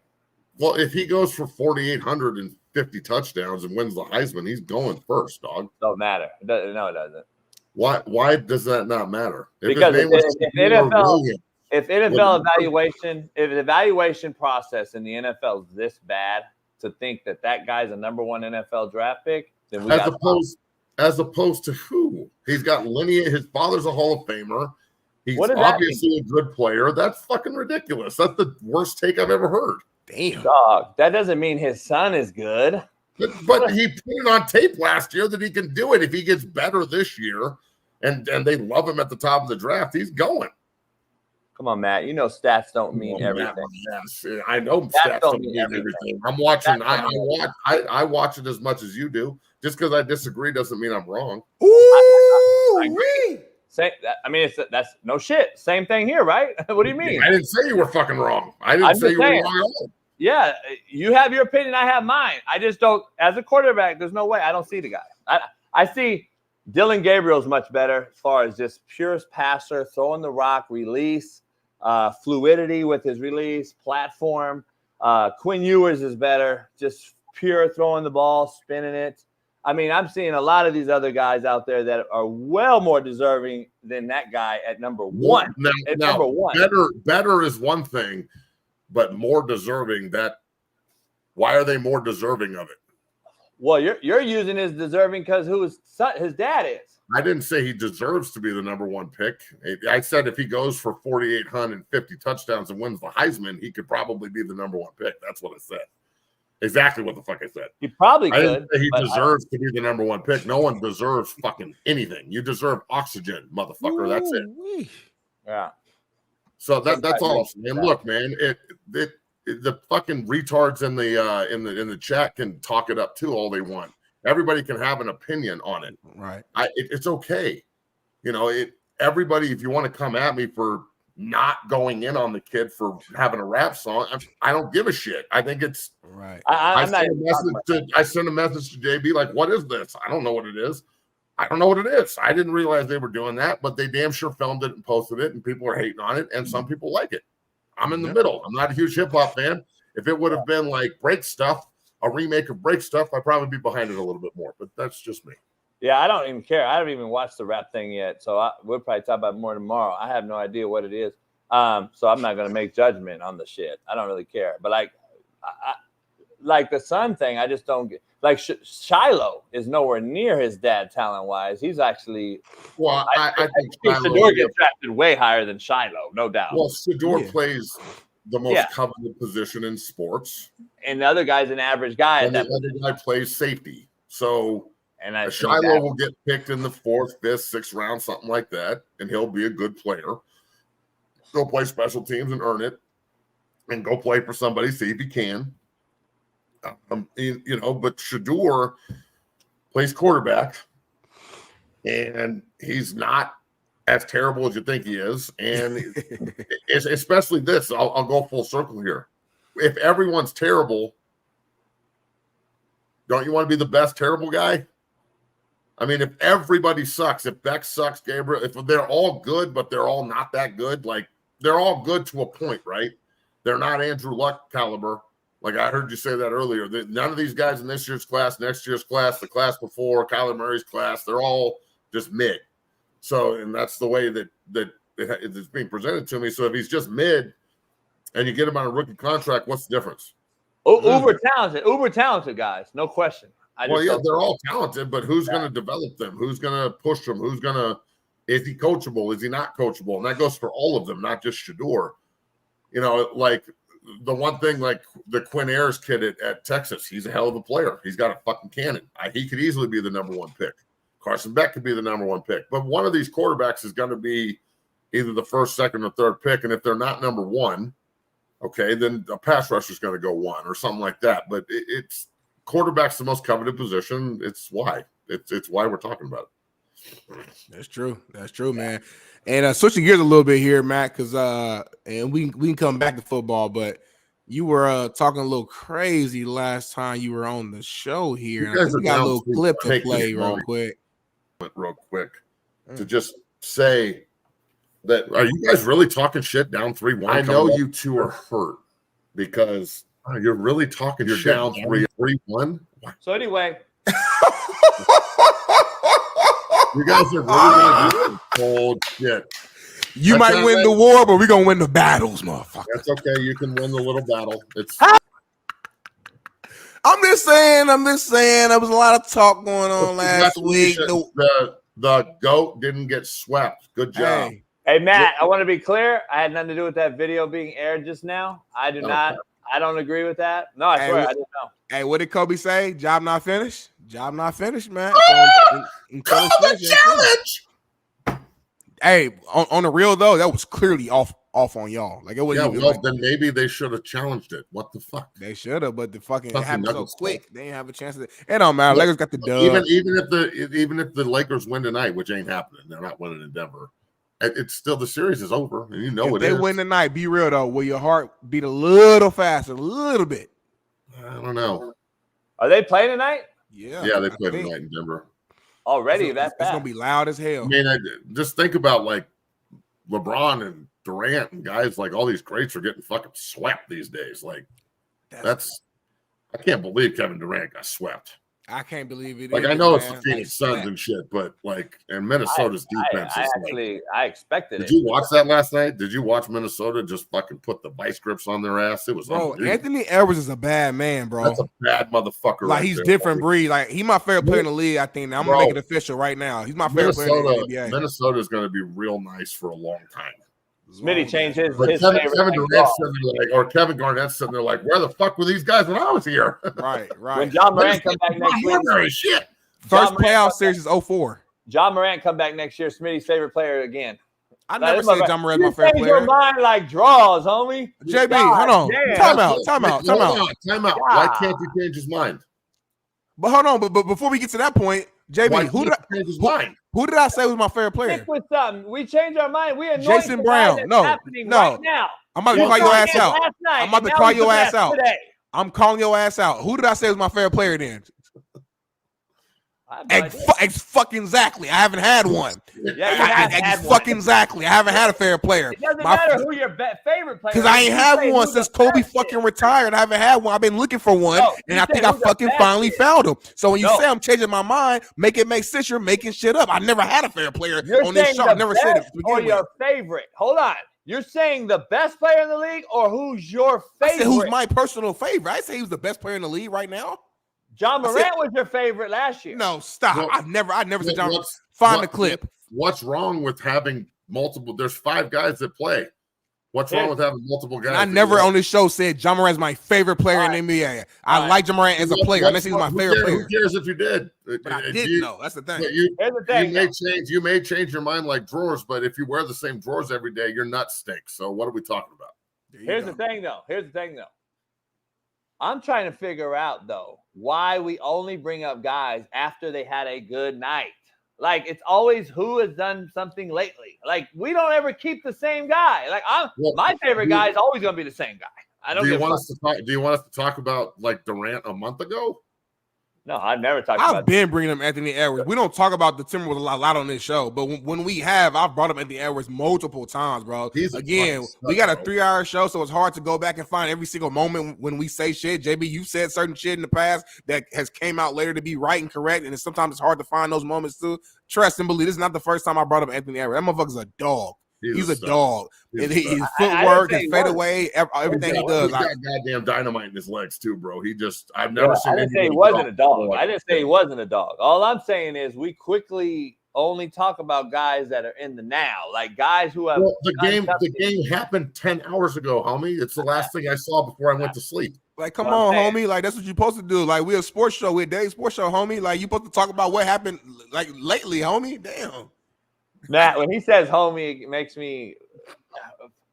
What? But why we didn't talk about why we didn't talk about that motherfucker last week? Why when you say homie, is it wrong? Do you say homie like an Indiana guy or some shit? I don't know. Yes. I don't know. It doesn't sound right, Matt.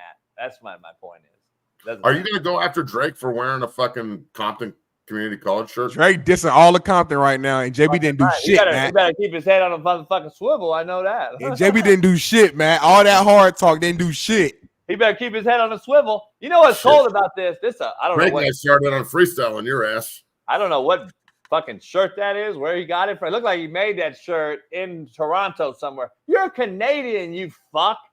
You got to be kidding me. You're a Canadian talking about maybe he's a fucking real big fan of CCC.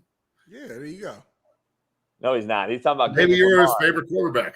He's talking about Kendrick Lamar. Yeah, you know. Hey, so what? All right, Smitty, we gotta go. We gotta revert back to the brother. What's the context of this? So basically, Kendrick Lamar was featured on a future song, and he dissed Drake and J. Cole. It's called Like That. It's like the #1 song right now on the charts. So Drake in return came back and he clapped back. Not only at Kendrick, he fried his ass. He came back at Kendrick, Future, The Weeknd, Rick Ross. Drake just came back and dissed everybody, which I love for hip hop. Everybody, literally. John Morant took a shot, seriously, because they're arguing about some chick or something. So anyway, right now, the whole world is asking, when is Kendrick going to respond back? So Drake's been like teasing him, like, motherfucker, Kendrick can't drop. He can't drop a song because of his fucking deal he had with his record label. He has some, I guess, apparently, allegedly, Kendrick has some shitty record label deal where every time he drops a song, his record label takes 50% of the earnings off the back and off the top. That's not good. And they dictate every time he drops a song. So Drake's has been like fucking with him after the diss, and Kendrick hasn't responded yet. So who do you prefer? Like, just take away where they're from. Who do you prefer, Drake or Kendrick? I'm more of a Drake fan. I like both, but I'm more of a Drake fan if I'm being honest. I like Kendrick. He's got a couple of good songs, but I can't listen to him. Kendrick doesn't drop enough too. Like Drake's got something new every 5 minutes. Yeah, Kendrick dropped the album last year, but prior to that had been like dinner 10 years or some shit. So it's like it's hard to really, hone in. My roots for hip hop are definitely West Coast, and I like early 90s and shit when I was growing up. But I do like Kendrick. I don't want to make it like I like Kendrick. Shit. I just love it when I hear somebody roast somebody's ass. I'm like, oh shit. Like that's one thing that people don't understand. Like when I was going after Ryan and Jake at DNVR, I was raised in the fucking locker room, dog. This is how we talk to each other. That's how I talk to them face to face. I thought it was funny. The people in the chat don't get it because your life sucks, man. You don't have any camaraderie in it. That's a bummer. Like if you and your homeboys get together, or you and your friends get together, and you guys are all playing Parcheesi or whatever the fuck all you white people do, And you're sitting around, and it's just like, oh, Philip, you great hand, Philip, great job, high five, Phil. Like that, I'm leaving. I need motherfucker. That hand sucked. You suck. Give me your next. Like if you're not talking shit to each other, then I don't want to be your friend. Yeah, I don't really know much. I'm not a fan of any of these fucking rappers, so I couldn't tell you. You don't think Drake can spit? I don't really fucking. I couldn't. JB doesn't listen to any music past like 05. If you go to his house, everything is before 2005. I won't listen to Drake. I've heard Drake on some shit. And I'm like, who the fuck? No wonder our boys. Drake's got some of the hardest fucking songs in history. No wonder our boys are fucking female now. Anyway, I pound them. I fucking love Drake, and I ain't no female. Who the fuck are you talking to? We're feminine as fuck. Shit. I hate that fucking idiot. Drake got 3 bad bitches in his bed right now. Yeah, because he got a lot of money. Well, it don't matter what the why it is. It's the what. The rap game is shit. I don't give a fuck what any of you say. How you know it's shit if you don't listen to it? Yeah, because he told me, man, he said, you were born in fucking 94. How the fuck can you talk about Troy Aikman and talk about Dan Marino and these legends if you weren't even fucking born? So if you ain't D Jones, stop. D Jones. Same message. How can you talk about D Jones just said the dumbest shit ever. JB1 is killing each other like Pac and Biggie. Motherfucker, you got more rappers getting killed every day than any era of all time. What are you talking about? Yeah, that's what I was getting ready to say. Everybody's getting killed. Get the fuck out of it. Every one of your rappers is dead right now. Shut the fuck up. Yeah, that's nothing new. That's the fuck that act like that's new. Come on, man. And you guys got and look, that's not it may be more hyped in hip hop, but it's not just hip hop. That fucking some dude shot Dimebag Darrell on stage, dog. So, like, Dimebag's the best fucking metal guitarist ever for Pantera. He shot his ass on stage. So, just don't act like this is like just fucking hip hop. It's glorified in hip hop. Hey, Matt, you put cocaine, money, and weapons together. Guess what? Somebody's getting shot. So. It's happening everywhere. I don't give a fuck what color, what genre. Look, cocaine's a powerful drug. How about let's talk about the actors in the world. I think the actors in the world take the cake. Cocaine's a drug. So, I mean, look at fucking, what's her name? Anne Heche. That bitch drove 800 miles an hour through a little ass one-way neighborhood and ran through a house. The actress? Yeah, she ran through a fucking house and going like 800 miles an hour in a fucking like Prius. High as fuck. She died, right? I don't know. Yeah, she did. Fuck yeah, dog. She's the whole Hollywood thing. By the way, Matt, I know you watch movies. At least you know movies that I do watch movies. Quite a bit. Smitty won't know. Might be all I do today, actually. Mel Gibson apparently started this non-woke. I do this when I'm trying to be nice. A non-woke production studio company, and he got one of the best actors of all time to join him over there. And Robert Downey Jr. rolled over with him. So they're saying that they're getting out of the weird Hollywood scene. I don't know if you saw the release they made. Oh man, they're talking shit. They're like, this Hollywood shit is weird. We're exposing it. This is the year. Blah blah blah. I don't know this, but I'll tell you the movie to watch right now, Matt. Tonight, if you're just sitting with your lady, you need to go watch Late Night with the Devil. Oh, Late Night with the Devil? I'm just telling you, dog. It's deep. Here's the cool part. I think it's exposing the entire The Grove, with Ryan Garcia just talked about. Bohemian Grove? The Bohemian Grove. It actually is like, it exposes what Hollywood is, but in a different manner. It's a cold game. Go watch Late Night with the Devil. It's out now on Amazon Prime. Text us that right now so we don't forget, JB. And while you're texting us, I'm going to switch the gear here and go to one final topic with Big Matt McChesney before you leave. Make sure you go follow him, 60 Academy. What's going on with these Guardian caps going on right now in the NFL? They're wearing these helmet condoms, and apparently NFL players are allowed to wear these if they choose to during the games next year, covering up the fucking helmet logo. Matt, how do you feel about this? You're a guy from the fucking mud, O-line, D-line, in the trenches. How you feel about this? I hate it. Mm. I absolutely look. Is it choice, or can they mandate? Right now it's choice, but my belief, no one's going to want to wear it. They're going to make them do it. You choose. No one's going to do this. If you choose to wear this out there, you might as well just like, I don't know how to say this in the most politically correct way possible, but you're a real soft, you know what, if you're wearing that. No one else says you're like, I'm going to wear my skull cap today. Like, come on, dog. Like, is this just so they can identify who is really, really, really soft on the team and get rid of them? That's what I'm saying. Because imagine you're the one guy on the field with this shit on during the game. You barbecue chicken. You barbecue chicken. Are going to make fun of your ass. It's over. Like, you walk out in this and no one else is in it, and they're going to be, okay, fuck this guy. Get him out of here. Soft motherfucker here, boy. Now, should it be that way? No. It should be about protection and shit. But I personally don't think these do anything. Like, I'm sorry that I'm sure that there's numbers supporting, like, fucking helmet condoms helping reduce concussions. I get it. But the concussion, until you can figure out a way to put padding inside of your head in between your skull and your brain, you're always going to get concussions because it's the brain smashing into the side of your skull. It's not the brain smashing into the helmet or the skull cap. So, I don't know. I don't know the answer to this question, but I know that 10 years from now, football is not going to be football anymore. And I think that's where I'm at. Yeah. I'm like kind of jealous that I don't play in this era because I'd play forever and like it's all about health and there's no 3-a-days and like you get fucking paid out the ass for everything. You get paid in college. I'm a little jealous because of that.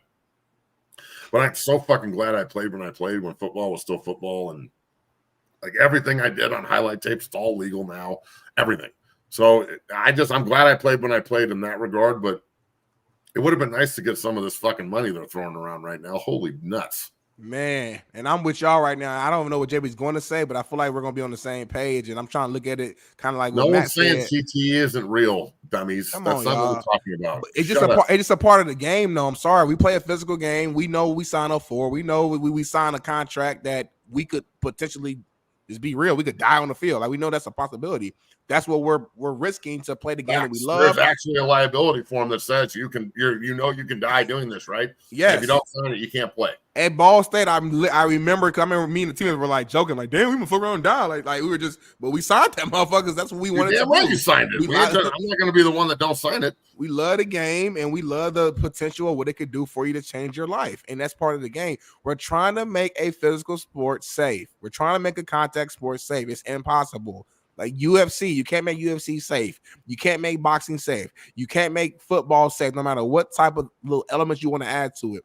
We decide to play. This is America, the land of the free. We have the freedom of choice, freedom of speech, and freedom of decision. If I'm deciding to sign this contract and play, I understand the risk. Stop trying to change things that I don't care about. As a player, I'm good. At the end of the day, of course, I don't want to have CTE. Of course, I don't want to have a concussion. No one wants to get hurt, but it's just a part of the game.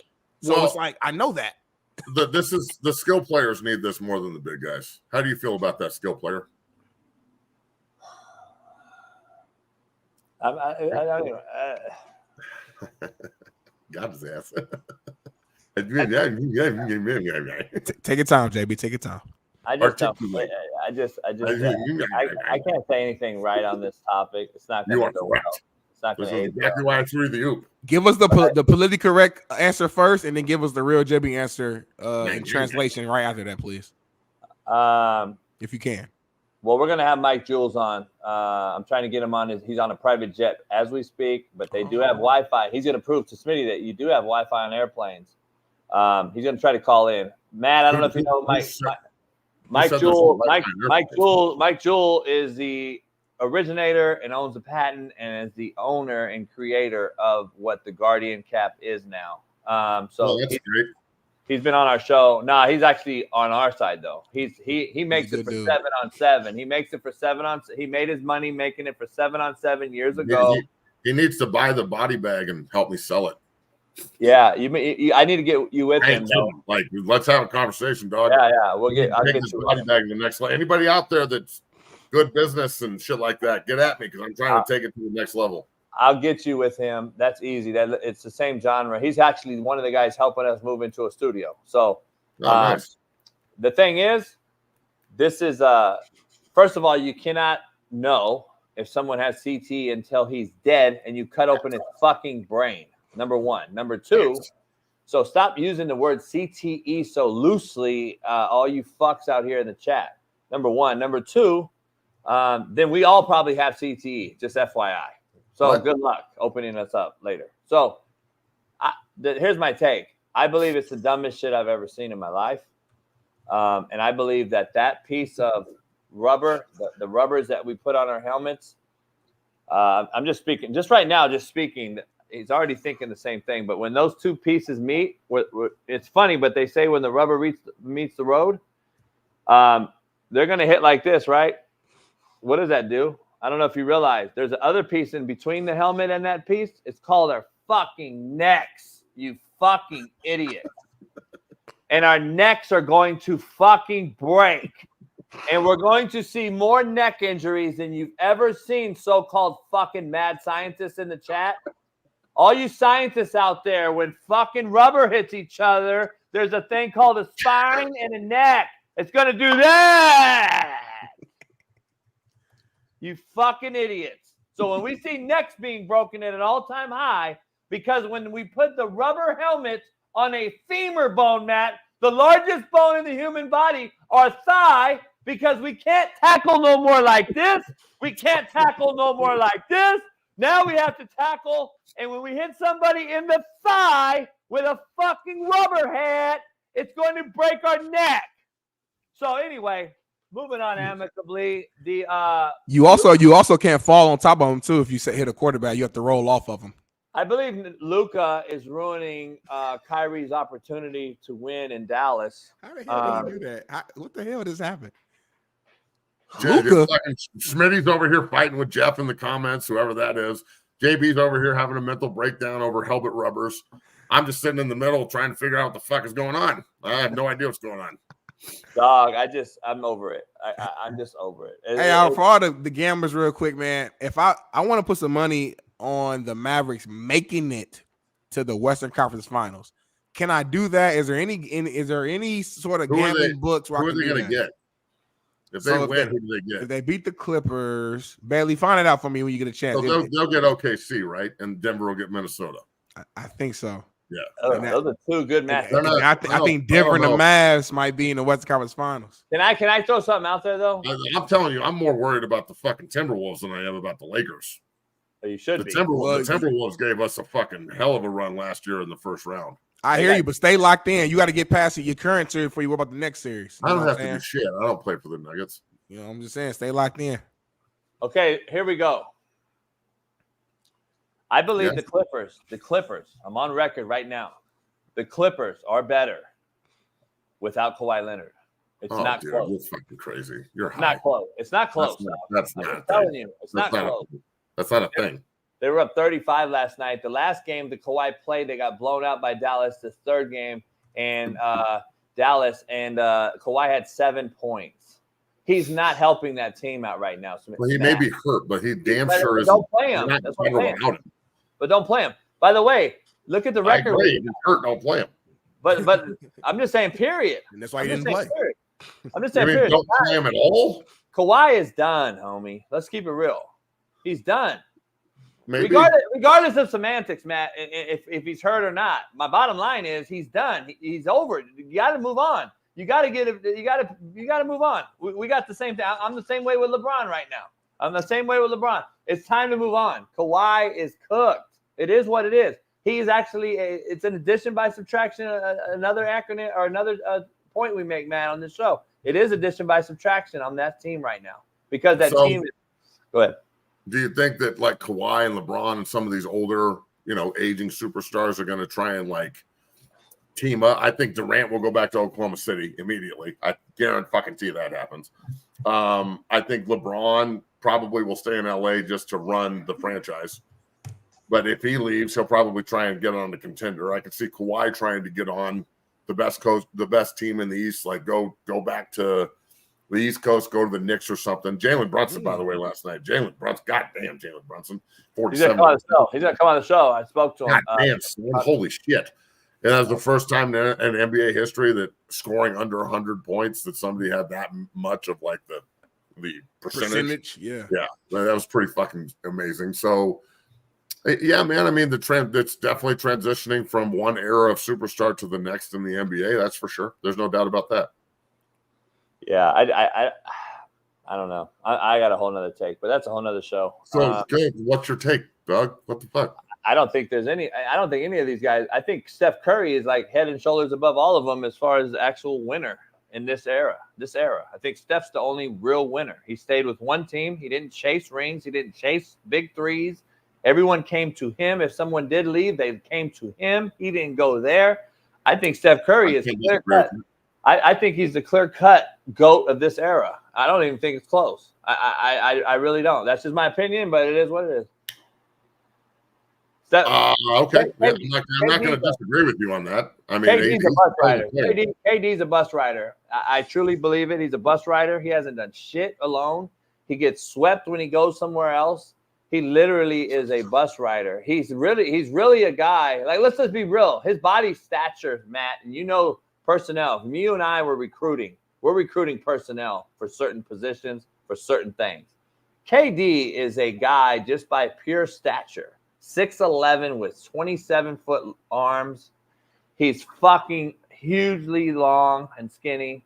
He's not a guy that we expect to not be the guy to sit out there and stroke threes and be a great scorer that he's been and a phenomenal shooter.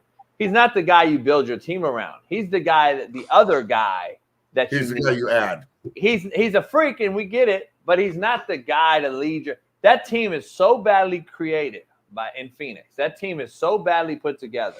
You got a guy in Bradley Beal who missed half the season, and he comes back and he can't even get a shot off last night. He looked fucking horrific. That might have been the worst game I've ever seen Bradley Beal play in his entire career. He's a hell of a player too, and he was terrible. He was. I love Bradley Beal. I love him. He's old school, man. He's old school mentality. I love. He cusses out cat. I love how he looked horrible last night. But it's not just that franchise. You get rid of CP2. Everyone thought he was the problem. I believe he's another bust. 2. He's another bust. Yeah, 3 is Candace Parker. And she retired, by the way. Shout out to Candace Parker. Shout out to her. CP3. Maybe he doesn't like Chris Paul, so he calls him CP2 to disrespect him. Okay, cool. Yeah, he hasn't won shit. He's garbage. So, he's always hurt. I mean, it is what it is, man. I just think this era is overrated. That's my personal opinion, but we can always agree. So you think Steph is a better – like, this is hard for me because it's like comparing quarterbacks to position players.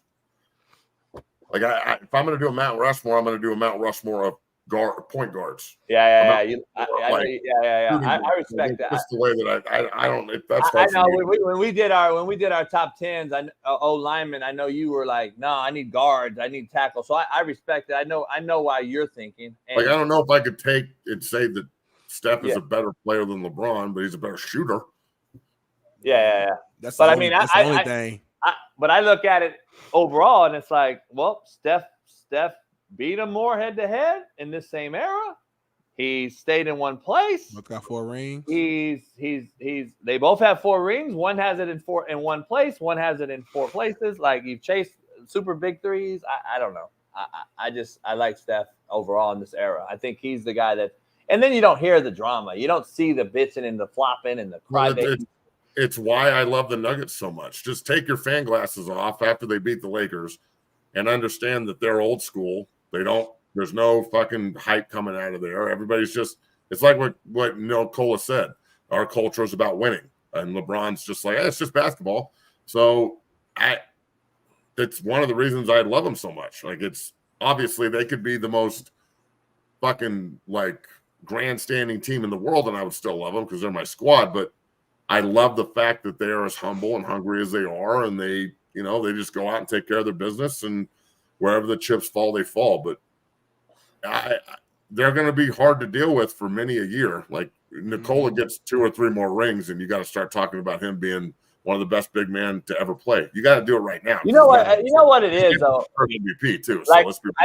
I think the world is riddled with idiots I think that we are dumber. I think we're dumber than we've ever been as a society. Okay. Because like this guy, we have a lot of these guys in the world. LeBron beat Kobe more in head-to-head. Why is JB talking shit? What the fuck does that have to do with What championship? does that have to do with anything, dude? It's not a boxing match. What the fuck? See, that's the problem. We got idiots. Who won more championships during Kobe and LeBron's era? You fucking moron. Shut up. Are we talking about regular games? Or are we talking about championships? Look, and that's the other thing, right? Head-to-head in Oh, championship. boy. Kamani McLean commits to Oregon. Oh, shoot. That's a big pickup from my man, Dan. It's kind of disrespectful, too. Well, Dan Lanning's a hell of a coach. He'll recruit the shit out of somebody. So Yeah.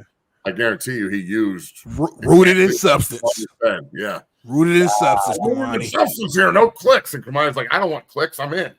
I hate the portal. You probably just kept saying it. Rooted in substance. And then Kamani's like, fucking. I hate the portal. So that's I hate it too, but Well, I don't know if it's official yet because somebody in the chat said it, but we'll find out soon. Is that real? Matt, you saw it where? Somebody in the chat said it. I don't know if it's true or not yet. You gotta be careful with that. You never know. Yeah, be careful because I got fucked over last week saying it. I don't need to be careful with shit. It's your chat. Don't trust the chat, Matt. Oh yeah, I'm just reading some. I'm trying to find it right now. But why you looking for that though? Now to your point though, Matt, like taking my biased glasses off, I do like the Nuggets though. They're fun to watch. The personalities are dope. Like I said, I called them. I think last week. I think they're the modern day San Antonio Spurs. I do too. I think in that's terms the of best playing style. You know, Yep. obviously they got to win more, of course, because Spurs have 5 of them things, so they got to keep winning. Did the Spurs ever lose a finals? Like every Yeah, time the Heat. The Heat beat them, right? When Ray Allen made that crazy ass three and kept them alive. Okay. Yep.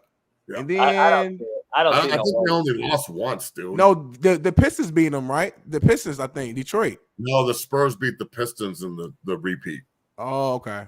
So the Pistons beat the Spurs, or the Pistons beat the Lakers when they had Malone. Oh, and yep. And then like that was a huge upset with Billups and Rasheed Wallace and all them boys. Yeah. And then the next year, I'm pretty sure that the Spurs and the Pistons. I don't see anything about McLean, FYI. Yeah, hey, Matt, real quick as you leave here today on this Merciless Monday, I want to ask you the draft. Give me your draft. Give me your draft standouts over the draft. Give me your standout team that actually you think got better. I thought the Eagles getting both those two really high-touted defensive backs, like the Mitchell kid from Toledo falling to 17 or some shit. Keynan, and then Cooper DeJean. That kid's a hell of a player. He's going to fit in perfectly with them. Getting him in the second. Why were people calling him Jackie Robinson? Oh, because he's a white corner and it's so rare. So they're trying to fucking have a joke like he's breaking the color barrier for white DBs. No, he's breaking it for you guys in your era. We've seen him before. Yeah, like you might want to pump your brakes on that one. I'm not saying no. I didn't say you did. It's a horrible. In general, In general, like it's horrible. Yeah, of course. Come on, of course. But I like what they did. The draft is so much. Let's wait and see. Like I, being an undrafted guy myself, there's so many just draft picks. You walk in as an undrafted guy and be like, this motherfucker got drafted over me, really? And I'm telling you, the targets, like sitting there next to Drake, watching centers and guards go in front of him and watching him get pissed off, even though he had a super deal set up with San Francisco. Like in the beginning of the 6th round, we probably knew he wasn't going to get drafted. And they're like, I've got videos of this. I probably won't post them, but Harbaugh calling, Lynch calling, Harbaugh calling, Lynch calling, Harbaugh calling, Lynch calling for a good hour and a half. Like every 5 minutes, calling back and forth, seeing, can we get you more money to come here, more money to come here, more money to come here? So that was pretty cool. But so much of this now is, okay, the draft over, all the Chicago backhanding is over. Let's go play football. Let's see who can actually do this. Let's see who's going to be able to play, who looks like Tarzan and plays like Jane, so on and so forth. So I think the draft, I'm eager to see what Chicago does. That Caleb Williams is in a very good position being on a team that's not necessarily like the Panthers are the number 1 pick team. They're terrible. But the Bears weren't they were the 9th pick is what their team was slated out to be. So maybe he can figure out a way to get the receiver and the offensive line help, and they can catch fire and win some games. But, bro, so much of this is going to be instant gratification. It's the coaching staff or the fucking fan base or the GM. If it doesn't hit immediately, like remember, Chicago's Eberflus fired the entire offensive staff, the entire defensive staff. So he's next if it doesn't work.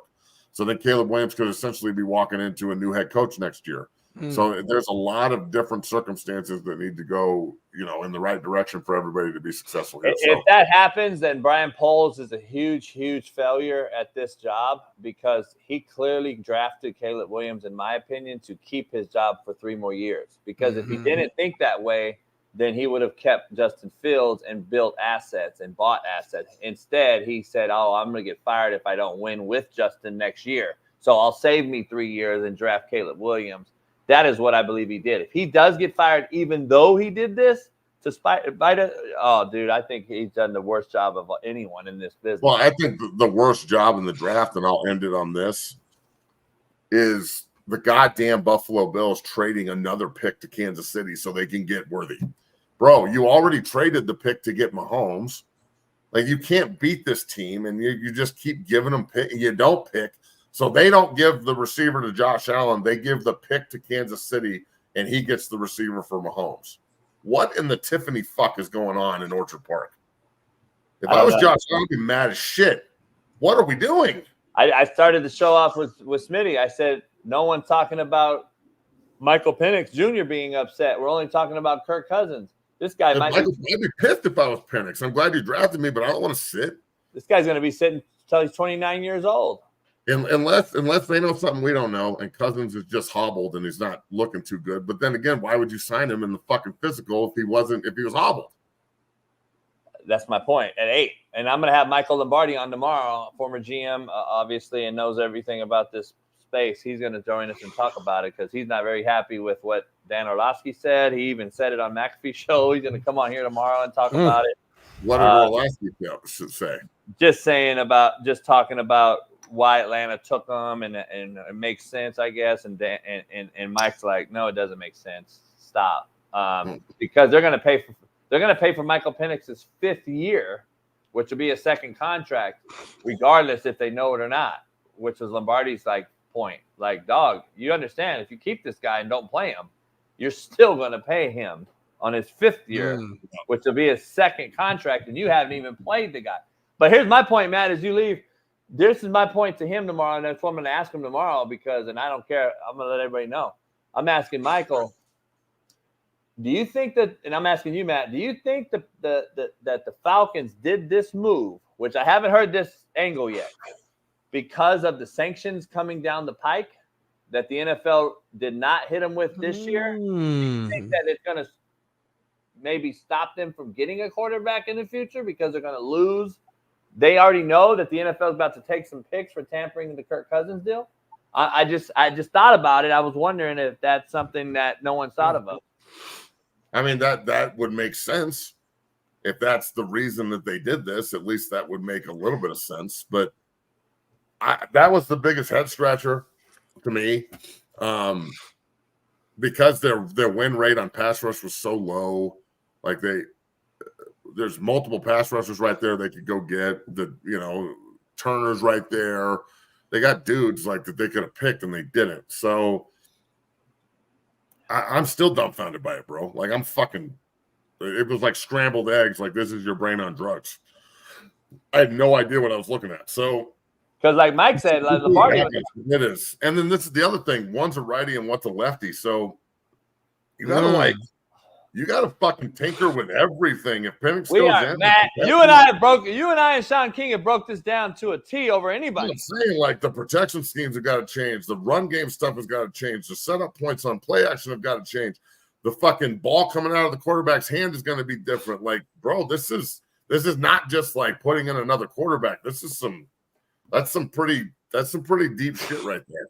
That's a hell of a point. Like if Kirk gets hurt or something, God forbid, middle of the season, and now you got to bring Penix in and make everything opposite. That's something I didn't really think about. The other part of this thing is we got to take a break. Oh, the other part of this is, Matt, if Kirk's not ready to go day one and Michael Penix Jr. is the starter, my entire offensive playbook is either starting now on the left hand mentality or it's going to change week one and I'm going to look like a clusterfuck because now I got to be right hand hash oriented. I got to think as a right hand hash guy. I got to get my team to the right hash as much as fucking humanly possible to get my lefty have success. I got to change the run game. I got to get outside zone going right now and fake everything off the boot left. I got to change my whole fucking thing. And then I got to get back to Kirk Cousins where now everything has to go left so I can boot him right and et cetera, et cetera. I'm just telling you, man, who's my left tackle? Is he going to go to right tackle? Does Atlanta have a right tackle that's going to protect Michael Penix Jr. Right now? I don't know. This is the issue. So definitely something to elaborate on as the week goes on. No doubt. Hey, we'll be back in 5. Man, I appreciate you. We'll see you Wednesday. And enjoy the week. Peace.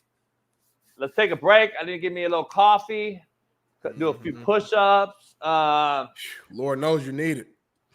Yeah, you know what I'm saying? It's all right. Still got hoes.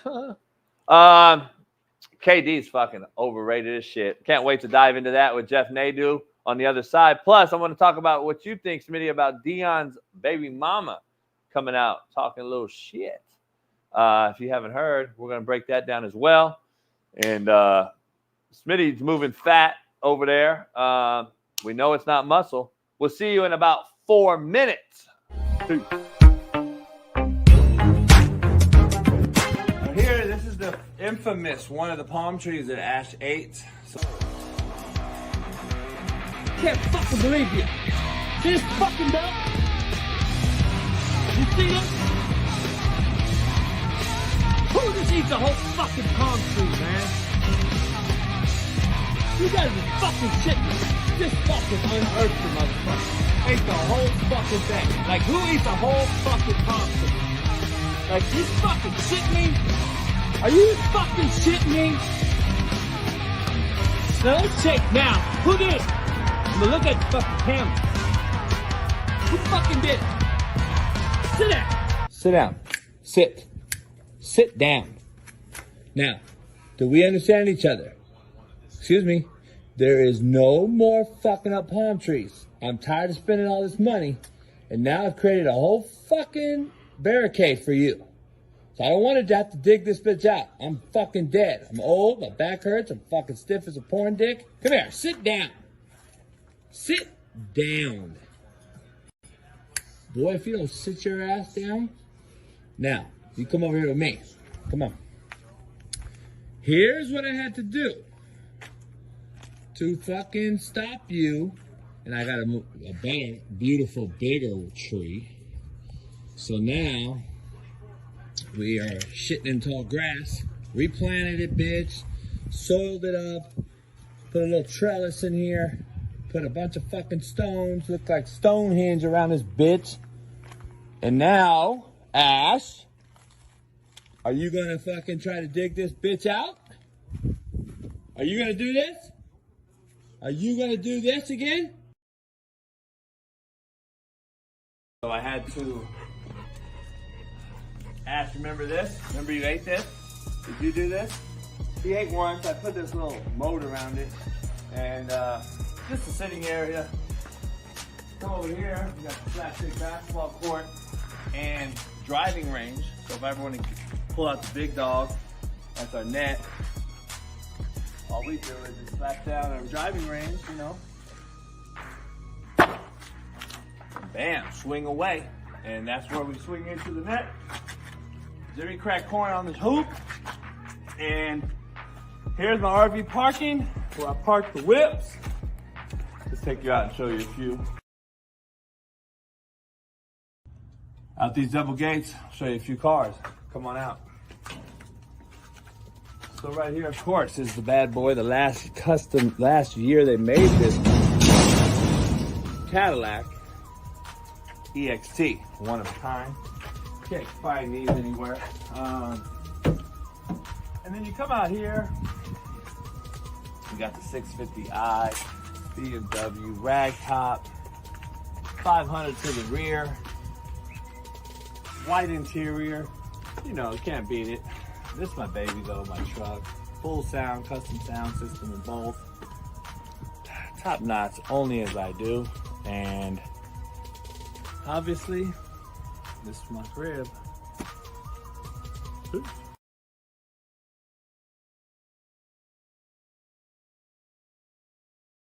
All right, that's JB's Cribs. Appreciate you jumping by, coming by. Listen, it's time to go. Now take your asses and get the hell out of here. I'm about to go cook some slapstick tri-tip. It's been a pleasure. Now go home. Peace.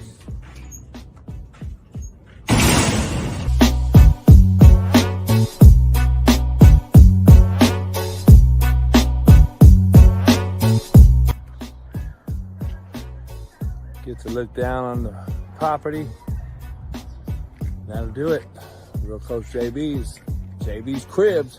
Peace.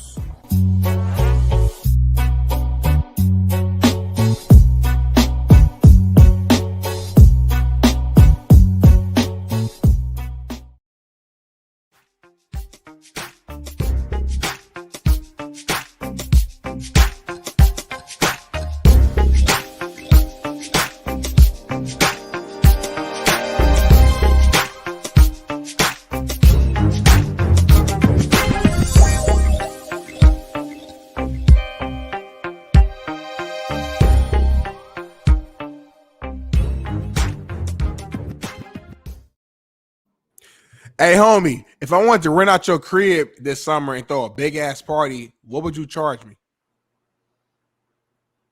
Hey, Gil, you want my fucking address too, you fucking idiot? God damn. We have some of the dumbest fucking humans, homie. Let's add Jeff Nadu, man. Hey, I forgot about Nadu coming into the show. What's going on, Jeff? How you doing? How you feeling? How was your weekend? Tell me everything. Yeah, good weekend. How about you? Man, it was a blessed weekend. Hey, Evan, you fucking retard, Evan. Do you think, why do you care what another man has? I'm just confused. I've never seen more feminine energy by men in my life. Can we break his ass down? He's been talking shit the whole show. Can we break his ass down?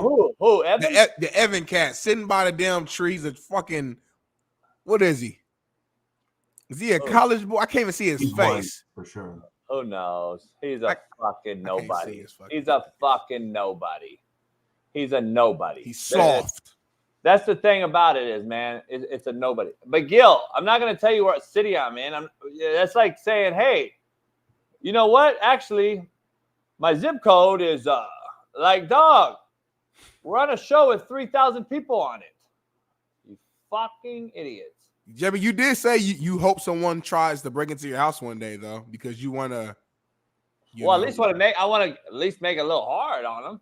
Okay, that's fair. That's fair. I give fucking idiots like, I wish Evan wouldn't break in. Why Evan specifically? He ain't built like that. Because he's been talking the whole chat. You guys said. I see Bailey just told me he's been talking the whole chat. I didn't know that. Hey, Jeff, I did a deep dive into your TikTok the other day, man. You do a hell of a job, man, breaking down this crime shit, bro. Thank you, bro. Shout out to you. I was like, man, this boy Jeff really he does a great research, takes his time, gives you full breakdown. It's good. He got the transition in the background. I'm about to start going in on TikTok. You inspired me. Hey, it's only been a year. Glad you got to get into who we have on our show every week. So yeah, but I'm saying I did a deep dive though. I was like, you know what, fuck it. I'm about to just watch hella just shit. You know what I mean? I'm a busy man. I can't sit around all day like JB. So. And you know the thing is, Smitty, about that? Talk to me. There's no editing. Anyone can do it. You just take your face, make it smaller, and put stuff behind you, and just stop. That's on like the green screen part, right? Yeah. Yeah, I've been trying to fuck with it. I fuck him up bad. I look horrible. You always look horrible. Jeff, we got to dive into NBA right out the gate because Smitty and I didn't get into it too much. I just started touching on it. I think the Clippers are better without Kawhi Leonard. I think the Clippers are better at this stage of his career without him. They were up 30 yesterday on Dallas.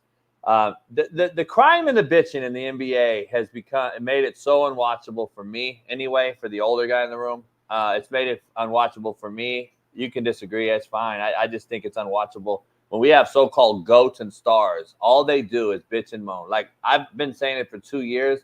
That is the one part about Luka's game that I just cannot stand. He bitches and cries more than any other player, in my opinion. Yesterday, he started bitching and moaning instead of getting back on defense. And then after the game, which was a critical part of the game because they came back from 30-something down to get back in the game. And then he cries and bitches, and the guy runs right by him, layup. And I'm sitting there like, and then after the game, he said, I think I'm letting Kyrie down with my mediocre play. And I'm like, you fucking control that, homie. Like, how about you just go back and play defense? On the other hand, to Smitty's Pacers, you got a guy in, what's his name? Siakam. Yeah, Pascal. Who runs down a guy and fucking fouls the shit out of him at the rim so he doesn't have a wide open dunk. And it's like, you still, I have hope. I still see some great effort on certain teams, but I'm looking at these teams. They're really a team that's not star-studded that are doing it. The star-studded teams are the ones fucking bitching and moaning. LeBron, LaFlop, Luka, all these crybaby, KD.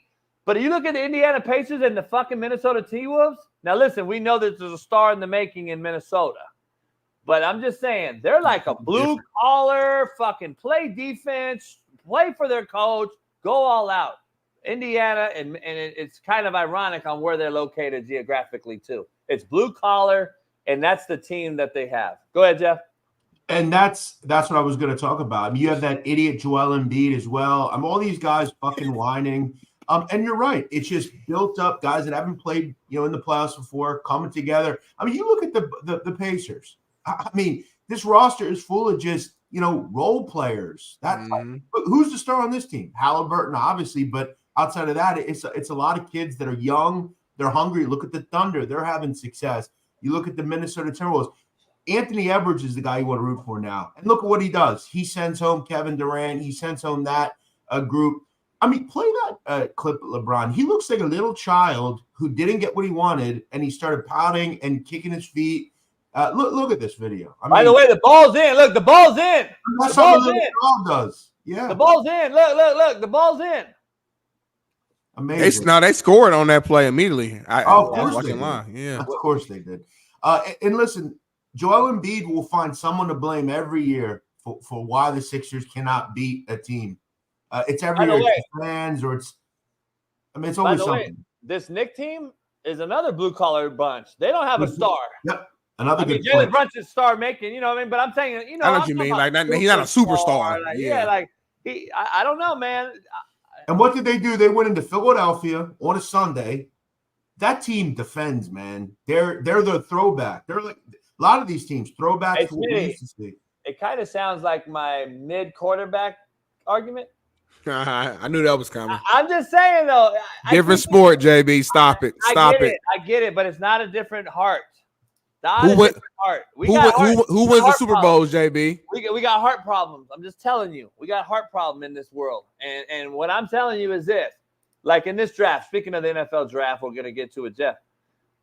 If you look at the history of the draft, the guys that have success are usually discredited by the talent that drafts. So the spot that they get drafted in. So like a number one pick overall, if we've looked at the last 10 years of the number one overall pick, have basically been bust. Let's just be real. The guy that has the heart, the nuts, and the guts that really we don't know where they get drafted at, that cream rises to the top. It's some guy that we're like, damn, Brock Purdy was Mr. Irrelevant, and now I don't think it matters anymore where you get drafted. I think. You know why? We don't measure heart no more. And the heart comes out later, year 2, 3, 4. I mean, I look at even in like Philadelphia, J.C. Kelsey. A lot of people forget he was a 6th round pick. J.C. Kelsey, you look at a lot of these guys. second round, third round, fourth round. It doesn't matter anymore. You know, it's, as you said, it's getting the opportunity. Some guys work harder than others. Some guys have the right coaching around them, helps them matriculate and mature. And that's that. You're right. I believe social media and public, what's the word? Public reach. Perception? Pressure? Nah, public reach. That meaning like I can talk to a public figure through a DM now and thinking, and they actually think that somebody liked it. It's like LeBron liked my DM. He really thinks that LeBron really fucking knows this fucking nobody in the chat. And I don't believe they realize that, like, in my opinion, I believe the public reach and the I guess everybody's at, it's so easy to get a hold of someone now in this world. They all think they're equals now. Back in the day, you looked at a player that was a pro and you were like, fuck, he's like a god. If I got to see him in the street, Allen Iverson was a fucking god to Philly back in the day. Now people talk shit about him on social media as if they know him. And just like us, people go on DMs. They don't have no clue. We had a thing called respect back in the day, at least. It said, we didn't know you. We never met you. We were not going to call you out your name if we never knew you. Now, there's no more of that, dog. I just think that we've created a slippery slope, bro. I'm being honest, because look at the Philadelphia 76ers fan base last night. They're so fucking enamored by social media and what's happening that the New York Knicks fan base was louder in Philly yesterday than Philadelphia fans. Where have you ever seen a place that's so prideful like in Philly that you allowed that in your arena? There used to be fights. There would have been fights in the Philadelphia. I played in that stadium, in the NFL stadium. This is why outside of Philly, I've been trying to hammer this point home for a very long time. Philadelphia 76er fans are coddled fucking millennial fucking finance bros. They're not these old school Philadelphia. That is dead and gone in this city. There ain't people like that anymore. We have pushed that out due to society not accepting it. It no longer exists. And I'll tell you another thing. That fan base sucks. It has for a while. But I'll tell you this. A lot of fans I think are in the predicament that I am in. I just don't care anymore. I'm tired. I'm tired of it's been the same shit since I've been a kid. I'm just done with it. I don't care. I don't hardly watch. It doesn't mean anything. And another thing, when you buy a ticket on an app, it's not like you can say, I don't want a Knick fan buying it. You take who you get. You take the money for what it is. Nobody cares. That fan of the Eagle, the type of fan you saw years ago, they don't exist really anymore. When you say you don't care, Jeff, just for clarity, hypothetically, so if the Sixers found the way to win the championship like this year, next year, whatever, it wouldn't move you at all? Well, listen, I don't care much at all about being a fan anymore. I'm a gambler. As I get older, it just means less and less to me. Yeah. Like when the Eagles lost the Super Bowl, like it sucked for like a few minutes. It's like, damn, that would have been cool if they'd have won. But I then realized that tomorrow I got to wake up and do the same thing. It doesn't change my life at all, you know. That's fair. You know, like these people, I find it kind of, and I don't mean to disrespect, you know, it's just my personal opinion. I don't understand like how people are so obsessive over a fan base. Like I don't get it. Like I like the Eagles. I like rooting for the draft. I like seeing who they pick.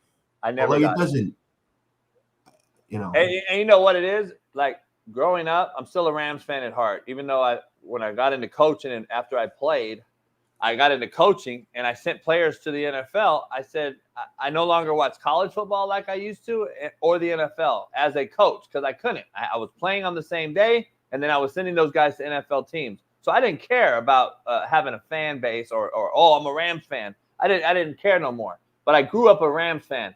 I'm not going to now become a 49ers fan, even though I'm not a fan of that like that as a kid. I'm not switching. We switch now. I got Laker fucking fans, homie, that grew up Laker fans, now are Clipper fans because Clippers had a better regular season the last few years. This shit is unbelievable to me. It's mind-numbing to me. And I'll address something real quick. This guy out of my mind. Nobody in the chat, damn, the utter disrespect. These content motherfuckers really let the subscribers get things twisted.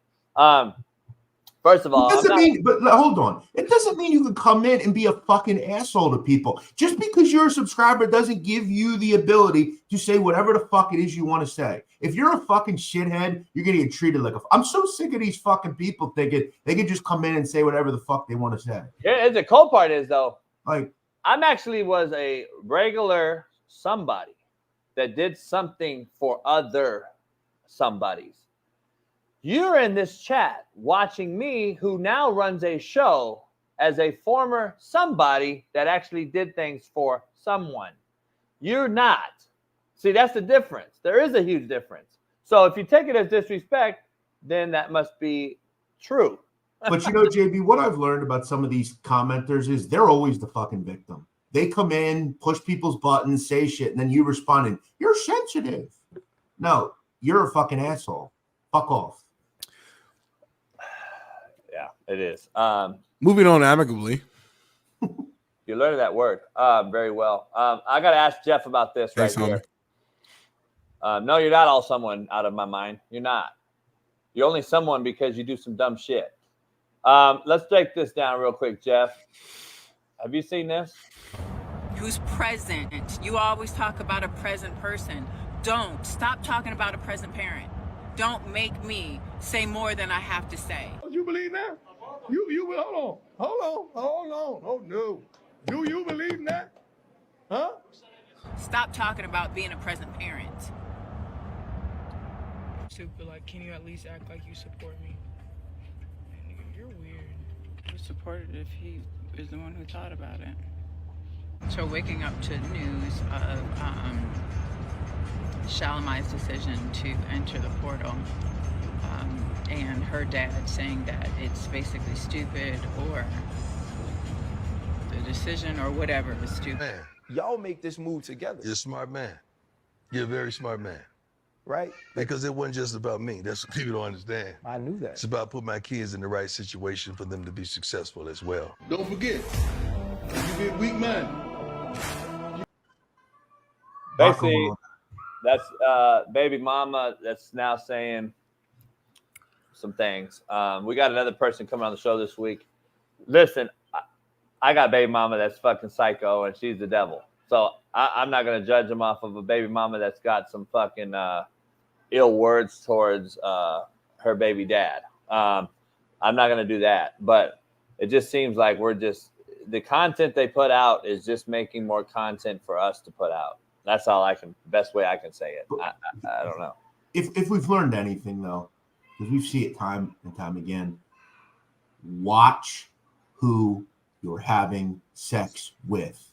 If you do not want to be with that person off and on for the next 20 years and have to deal with their shit, that 5 minutes that you're going to enjoy, it's not fucking worth it sometimes. Hey, because listen, I got a good judge of character. That's real right there, Jeff. That's the greatest shit you probably ever said. Really? On this show ever. Some of you individuals need to,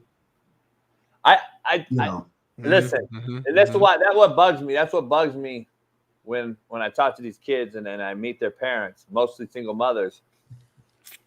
I'm gonna be honest, looking at that broad right there, I see crazy all over her. And that's just me outside thinking. That's an opinion, right? But we don't know her though, and that's you know. So, you don't know her. But I'm defending Dion in this one. I look at that and I'm like, fuck, I think she has some crazy in her. But you know, it is what it is.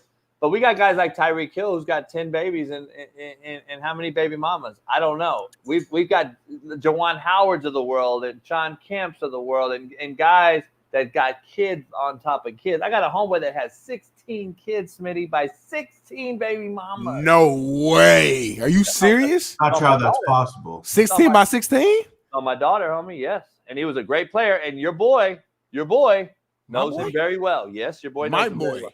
Yep. Okay. You have him on this show quite often. So TJ knows him well. Yeah.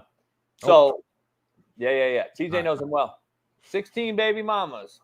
And 16 by 16, y'all. Do you realize that he cannot get a taxable income having job because he will have $0 in his account? Because you do understand that each one of those baby mamas is taking money from that dude every day because child support. 18.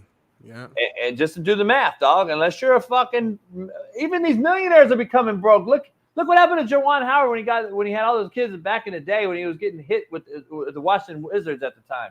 He was getting hit for like $300,000 a month back then. So like you got to have millions of dollars, dog, to even think about doing it, and then they're broke after they end up playing in the NBA or NFL. To me, Jeff's point is spot on because these cats end up broke.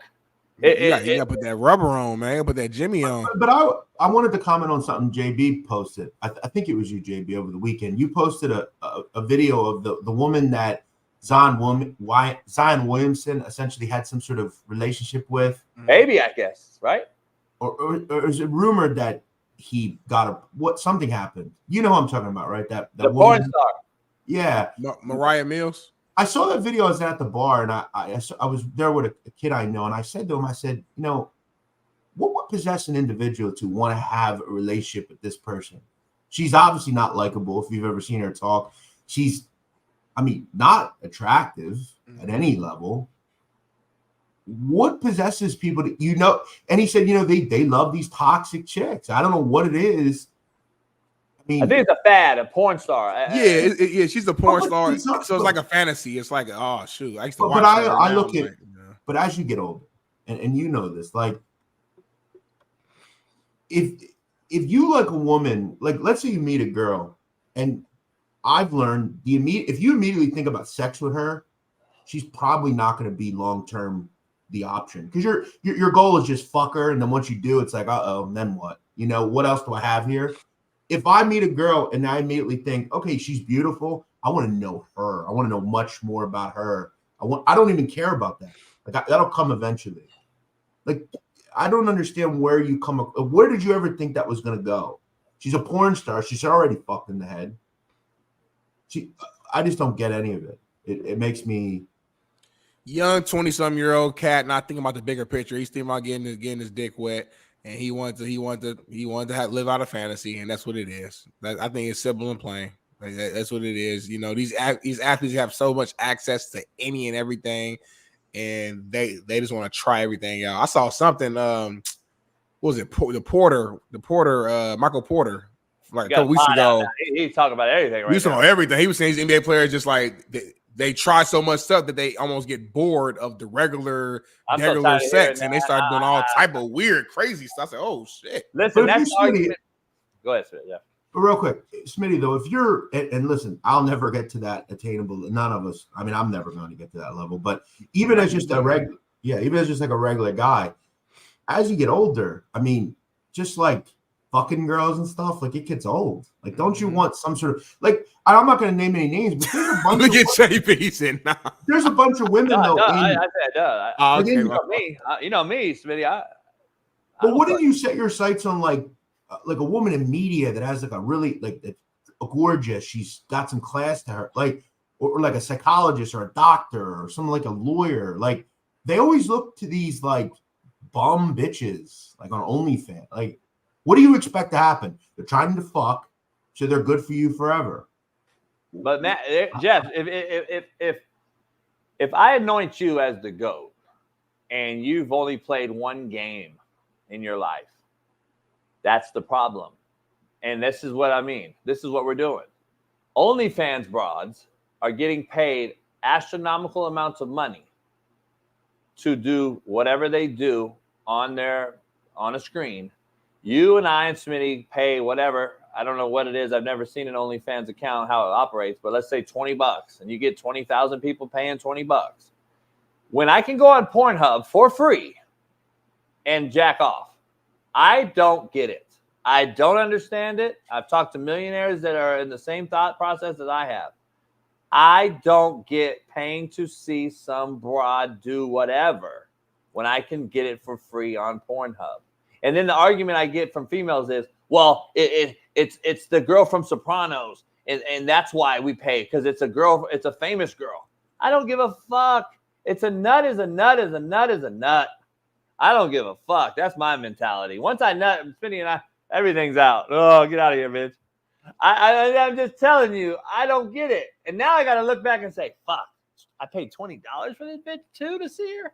I can't do it. It's free. It's free online. I don't understand the whole OnlyFans concept. I don't really get it. here's the truth. Just watch who you're sticking that into, because the fucking 5, 10, 15 minutes, you're going to have a great time. A lot of them are doing it drunk. They don't even know what the fuck they're doing.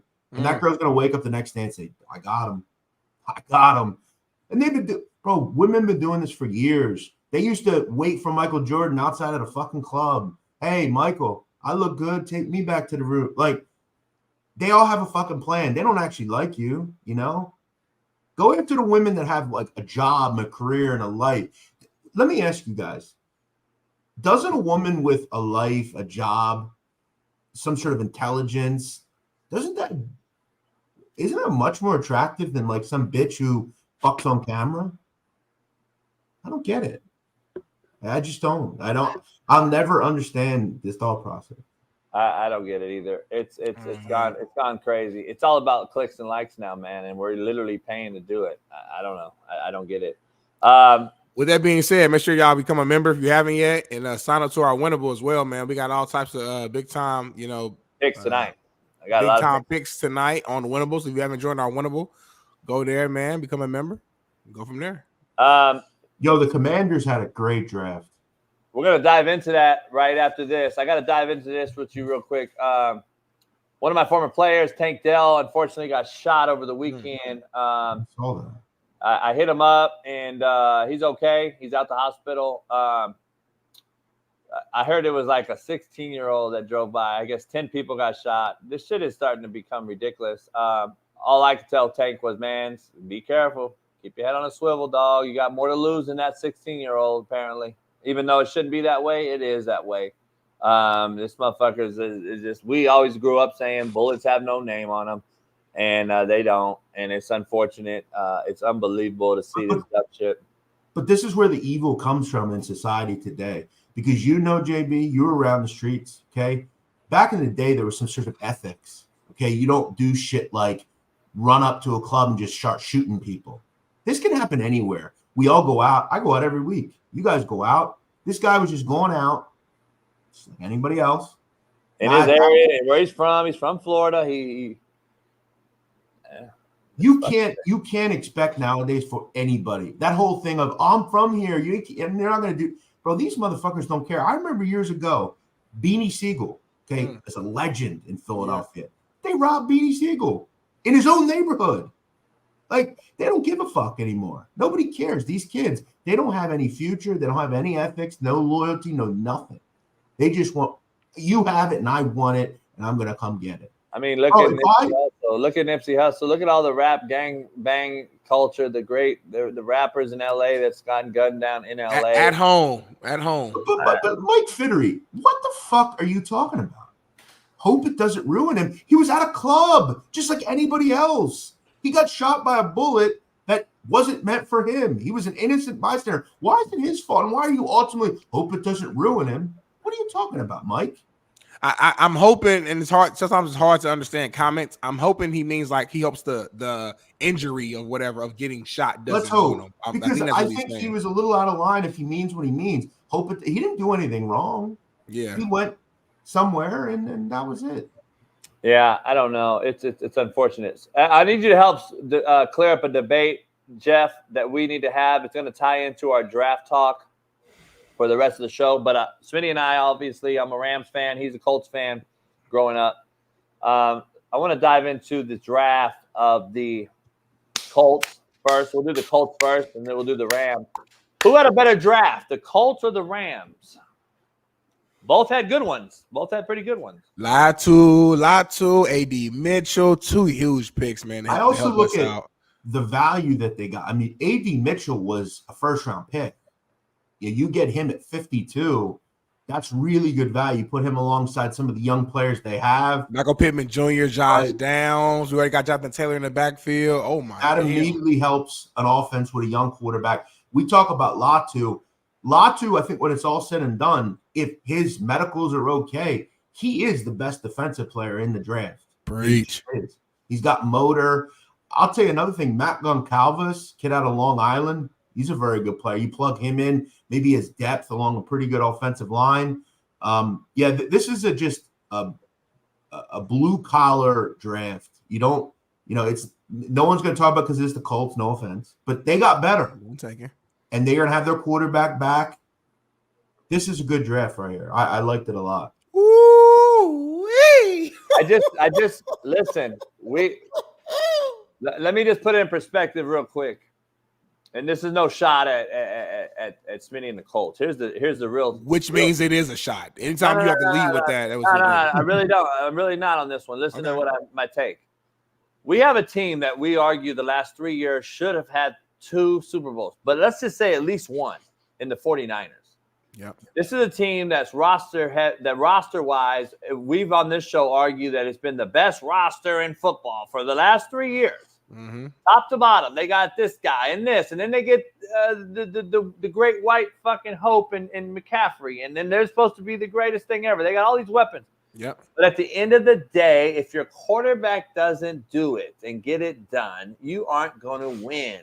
Mahomes will go over on the other side with Andy Reid, wins without even having clearly close to the same weapons on offense.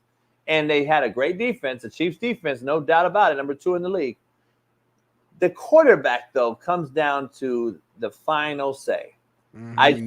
You can build around, you can do all this stuff you want in Indianapolis. I just don't see this team having a quarterback. I also just want to shout out to their GM there, Chris Ballard. He made a very good point in their draft night press conference. These motherfuckers that come out with this unnamed people, unnamed sources, trying to talk shit about these people, put your fucking name on it. He's 100% right. Let me ask you a question. Smitty actually said that on this show the day before he said it. Has A.D. Mitchell been arrested, as far as I know? No. These fucking people just come out with this conjecture crap. Oh, yeah, he did this. He was like this 3 years ago. Put your fucking name on it. Oh, a source told me. Who? What happened? What'd they say? Yeah. You ruin these guys. And then look what happens. And that's why good for the Colts. They get some value with a kid that should have been drafted way higher.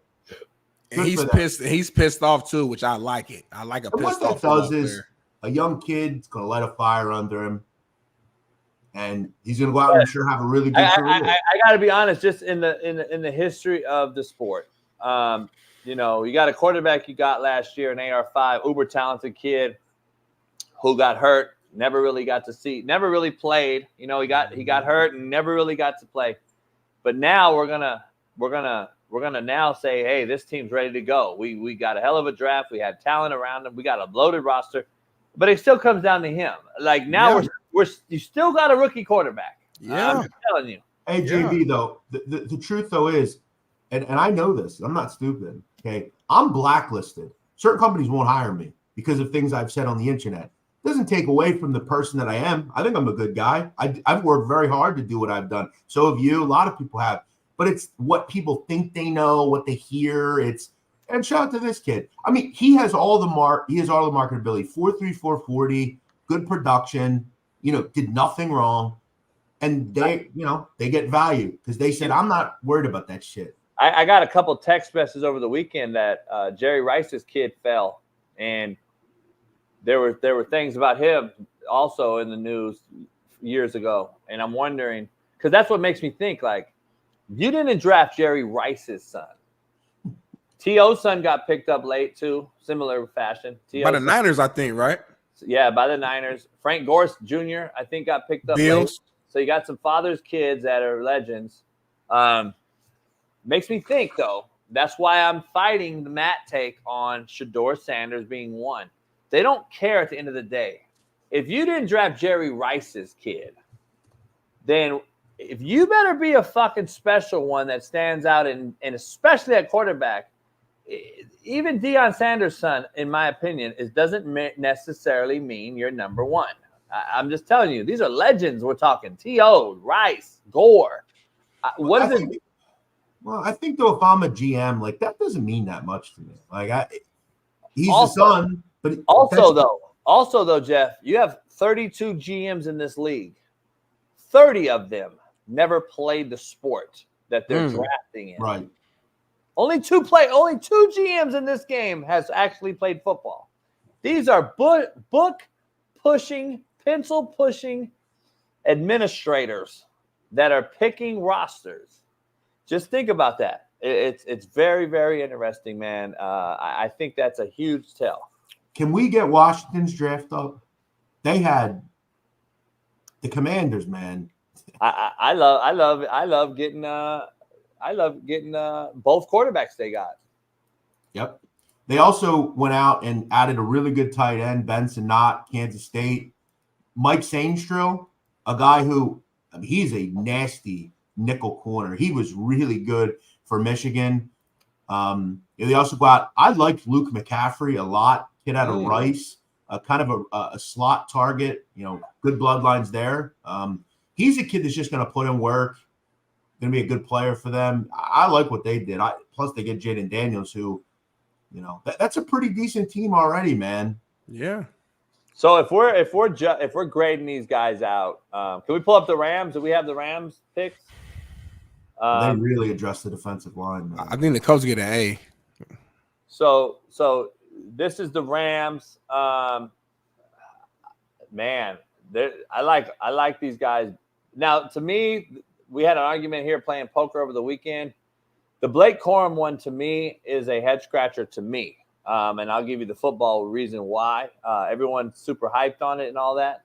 Listen, he's a smaller guy who's not a game breaker. He's not a game changer in regard. In the NFL, this guy, see, back in the day, Smitty, we used to recruit and draft accordingly, especially when you're an undersized kid. When you're undersized and you're a smaller guy, you have to be a complete difference maker. Like, I'm talking about Tank Dell different. You have to be different when you're a smaller guy. And Blake Corum, in my opinion, can't run away from anybody. You already have Kyler Williams, Jeff. Kyrie, yeah. Yeah, that's also a similar back, but he's a much more wiggle, shifty guy at that size. That's why I don't mind it, because Blake's going to be the number 2 guy. So I don't mind him at number 2. That's my point, though. That's why the argument came. But you have no number 1 on this team. That's I think that's a great point. I think both points are good. It's just wait, hold on. Connor's number 1. Let me finish. Williams is the one. Let me. But what I'm saying is he a number 1? Is he that good? That's all that matters. If here's the take though. Here's my argument, and this what got us in a whole argument here the other day. If you're gonna get a back though, you get a change up back. You don't get the same size back that's slower. You get a big back then. That is a guy that now I can run something inside when I have an outside guy. See, the successful teams in the history of this game has always had a slash guy, and they've always had a bruiser guy. You just got another guy that's a slash guy in college who basically runs tough. I get it. He's about what is Corum? 200, 210? I know he's got tree trunks. I know he can squat. I get it. But he's not going to stretch the field and go vertical on you. He's not going to be able to expand the box and be in the slot and go against the safety and run a route. That's what the game is becoming. I don't see Blake Corum being a guy that they had to have unless they're completely just lack depth there. But I think you got the similar style back. I wish they would have got a bigger back, I guess, or traded for one. I respect that. Yeah, I mean, I think their goal was to address the defensive line, which they did in a big way. Cameron Kinchins, I thought he was a 2nd-round pick. I mean, they got some value there. He was towards, a 4th-round pick. But you're right. I mean, if I'm going small, I would have went more with a Kamani Vidal out of Troy. I thought he was a better player. But, yeah, look, Blake Corum, obviously he's proven. But you're right. They are very similar players in terms of size and what they do. Yeah. So in the draft right now, Washington sticks out to you when you ask who had the best draft as a team. I think also, and I'm strictly being, I think the Philadelphia Eagles had a good draft as well. I mean, if I'm being honest. Matt just said he thinks they had one of the better ones, getting those 2. I mean, they get a guy who, in Quinyon Mitchell, who probably 10 to 15, they get him at 22. They don't have to trade. They get Cooper DeJean, who I think a lot of people thought was a 1st-round pick. Get him at 40. I thought what they did on the offensive line was attractive as well. I mean, this kid Dylan McMahon, the 6th-round pick, a lot of people calling him the mini Kelsey type. You got Johnny Wilson, a big target in the red zone. And Jeremiah Trotter. A lot of people don't realize how much Jeremiah Trotter Sr. meant to this town. That's dope. Jeremiah Trotter was a legend. The kid is, again, you talk about bloodlines. Look, is he his father? Probably not. But this team needed help on the linebacker spot, and they went out and got a pretty decent one. And we're gonna have Michael Lombardi on tomorrow, or Wednesday, one of these 2 days. And here's the thing, I got to ask him too, because as this draft unfolds and day one's going through and then day two goes by and you see the pecking order, 15 picks all offense, or the 15th pick being the first defensive guy off the board this past draft that we did a live show during. GMs also are starting to see and fill the room out, and they're saying, okay, why are corners not being scooped? Why is it heavy offense?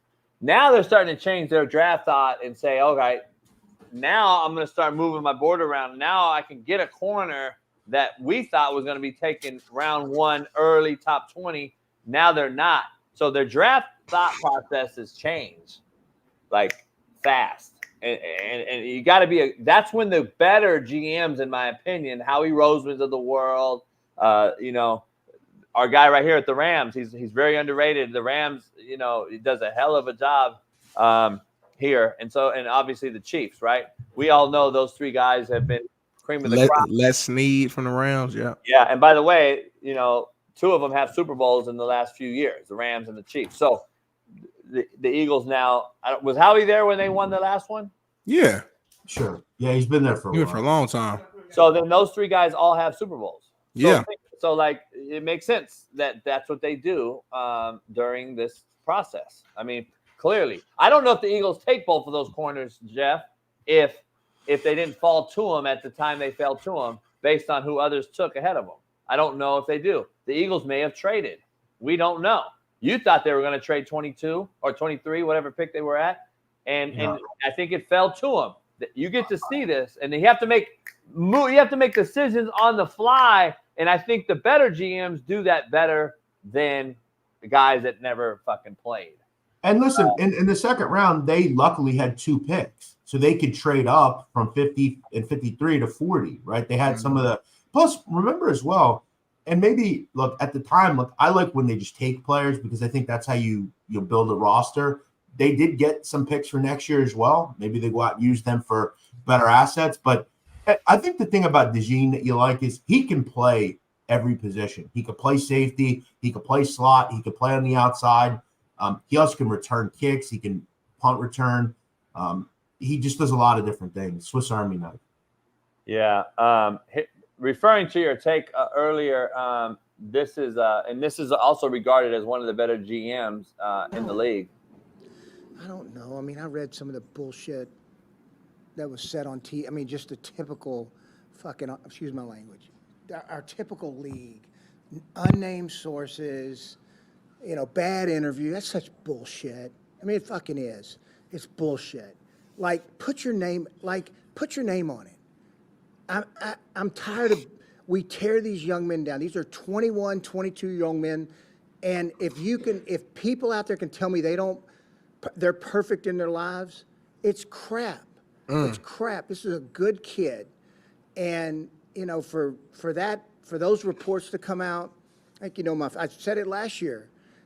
It's bullshit.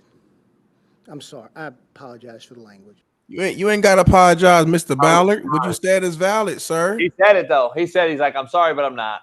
Yeah, because we stand on business in Indiana. That's how we feel. And Smitty, you know this. And a lot of people know this. You can learn a lot about someone speaking to them for 2-3 minutes to figure out what kind of person they are. And just because, and look, he didn't even do anything. But just because someone is arrested or they make a mistake when they're a kid, that doesn't mean there's a lot of good people around that make bad mistakes. And look, if you make 2, 3, 4, 5 mistakes, then okay, fair enough. We'll judge you on being a shitbird, as coach would say. But some kid that misses practice a couple of times or, is at a party that he shouldn't be, you can't. I'm not going to immediately knock him for that. I mean, and this guy's right. This is why Smitty, you see what I do on TikTok. Have I ever ran from anything? I put everything out and say, this is what I said it. I'm saying it. Yeah. This is the cancel culture world that we're in, though, dog. The cancel culture world makes people become apologetic for telling the truth. And it doesn't make sense to me. Like, why do we apologize? That's why I say don't apologize for shit. That's who you are. Be who you are. Stand on it. I don't understand apologizing. Especially, why would I apologize to these fucking pussies out here who want to cancel you because you told them that their team isn't as good as they think they are because they're fanboys. Like, look at the Chiefs' fucking whole fan base. It's unbelievable. I don't get it, but that's the world we live in now, and it's becoming real crazy to me. But you know what's interesting about the like off the court, off the field issues, stuff like that. Like Jonte Porter Jr. He didn't have any red flag. Like, he wasn't a character issue guy. He was a. I think he just got caught up in doing something. I have a gut feeling that that's a staged sacrificial lamb, man. To say, hey, we're gonna take this nobody. And we're going to make him the face of the league to say, don't you bet because you'll get suspended. If John Morant did that same bet, there's no way in this fucking green earth that you're suspending him for life. No, Stop it. Stop. I remember when Michael Porter was coming out of high school, I watched something with his family, and they're very, like, religious people. Like, they're very, he had a bad week. They had a bad week as a family. Yeah. The youngest is in jail for like 6 years, I think, or longer. The other one's banned from the league. Michael's their only hope. Yeah, good player though. Now Lakers about to make a epic comeback and knock them What's out. Hey, Bailey, what are the odds if I pick the Lakers tonight to win the series? Oh man, if you put $100 down, what would that do? It's got to be plus 1,800 at least, right, or something? Maybe more. 2,500. It's got to be 2,500 or more, right? Or maybe more than that. Is it 5,000? I got a weird feeling they're gonna win tonight and just make the conversations real interesting in the sports media world. Can LeBron do it again? If he does come back, what does this do for his legacy? Like, I feel like that's on the way. The Lakers to win the series 4-3 would be 15-1. That's 1,500. Yeah, so $100 you'd win 1,500. So 1,000, JB. Hey, 1,500 times 10. What's that? 15,000. Come on now. That changed lives. You give me 75 of that, JB. You keep the rest. Yeah, but I got to put the fucking 1,000 down. Slapdick. See, but here's what I would do. Give me instead. 5,000, man. Here's what you could do. This is what I would do. Break it down. Instead, just bet the Nuggets tonight. Lay a bunch of money down. That's what we know will happen. I mean, let's be real. They won their one game. I mean, here's the thing I got to ask you. So I've seen the media. I've seen the media that this could easily be 3-1 Philly, and Philly's been in every game, and blah blah blah. Why is it the same thing said about the Lakers? The Lakers have been up 20 in Denver twice, 15 once, and haven't won those games. They have been more dominant to me than the Philadelphia team has been. Because good teams win those games and bad teams piss JB, I saw a stat though. I can't remember the exact time frame, but the Lakers have been up in this series like 40 more minutes, like than the Nuggets have. It's just the Nuggets have been closing out the games better. I compare it to, and if I know a lot of you won't understand this reference, but about 15 years ago, Smitty, there was a girl horse. Her name was Zenyatta. She's one of the greatest horses of all time, Zenyatta. At every race, Zenyatta would be last at the far turn. Has no shot. And then she decided, all right, now I got to just go and beat them all. And she turned the nos on, and she beat them every time. And that's what the Nuggets do. They screw around for 3/8 quarters and then say, all right, let's just fuck this team up now. And they do it. I'm not going to probably turn the Laker game on until the fourth quarter. This is how I usually watch them lately because good luck charm. They choke off. No, they choke off the fucking game. They're always winning first half. But here's the night. The game's going to go two ways tonight, Smitty. It's either going to go the same as it's been. Lakers. If the Lakers are in the game and up, then it's going to be a good game. But the Lakers could get absolutely blown out the building tonight too. It's going to go one of those ways. I don't see it being, buzzer beater shit. I think it's going to come down to either getting blown out or the Lakers are up, in the fourth. Winning that, I don't know, dog. It's the guy that we call the GOAT, though, is just I just have him as one of my most overrated players of all time. And I'll be called crazy. Let me ask you something though, Smitty. Is LeBron just the GOAT to this generation because the media is so polarizing and saying he is? Because I sure think Steph Curry gets a raw end of the stick in this era, man. Comparable. Hasn't ever left a team. He's never chased a super team. The guys come to him as in KD and those guys. He's never left. He's beat LeBron more than he's beat him. I don't understand why he's so down the pecking order when it comes to this era's GOAT conversation. I really don't. I don't understand it. Like KD to me is a clear bus rider. I think Steph is the bus driver. And I think we have really undervalued Steph Curry in this era. Like, I don't get it. KD clearly is a guy that just can't win with certain structured teams. He's never been the bus driver to win anything, ever. He's never done it. He hasn't done what Kawhi's done. He hasn't done what Steph's done. He hasn't done what any of these other guys that have won chips in this era has done. KD, to me, is one of the top 10 most overhyped players of all time. When I'm talking players, I mean stars. I mean stars. I mean superstars that we've tabbed superstars, not just random players. We're not talking about fucking, Odom. I'm talking about superstars. Some people call KD one of the best players they've ever seen in all this old shit. I think he's one of the top 10 most overrated superstars that I've ever seen. I just do. I think Curry gets a bad rap in this era. I think Curry's the best by far in this era, but that's just me. I understand why you're saying that because of Steph's amazing accomplishments and successes, but I just think sometimes you got to just keep it simple and like look at the eye test. I mean, I let's take it back. And again, this is me asking you because I wasn't born yet. I do have my knowledge and stuff because of research, but I'll just ask you straight up. When Isaiah Thomas was knocking out Jordan, did y'all not you? Did the mass people really believe that Isaiah Thomas was better than Michael Jordan? A guy that Larry Bird called, what do you call him, Black Jesus or Jesus and Sneakers? Did we honestly believe Isaiah Thomas was better than Jordan at that time? No, it was that we didn't, right? No, but that discussion wasn't up yet. Jordan hadn't been put at that pedestal yet because he still hadn't even beat the Bad Boys Pistons. He hadn't beat them yet. The Pistons owned the Bulls early. So Isaiah and that Bulls and that Pistons teams owned Jordan and that Bulls team for a while. So right. Jordan didn't get that, oh God, he's Jesus, until after he finally knocked off that team. We knew he was great. But nobody said this is the most transcending player we've ever seen in our entire life till he beat the Detroit Bad Boys. That's where it happened. And by the way, Rodman had to get traded out of Detroit and went to Chicago. Just remember that, though. Yeah. Here's what my point is. I think we anoint these players based on, like, you just made that point. Oh, Isaiah Thomas. It's not about Isaiah Thomas. It's about Jordan, because Jordan was the only guy to ever be brought up in the discussion. Isaiah wasn't. We all say we knew how great Isaiah was, but Isaiah was never tabbed to GOAT. Jordan was. That's my point with LeBron. LeBron was tabbed as the GOAT. He's tabbed as the GOAT. But if I look back at LeBron's history, he needed Kyrie to win one.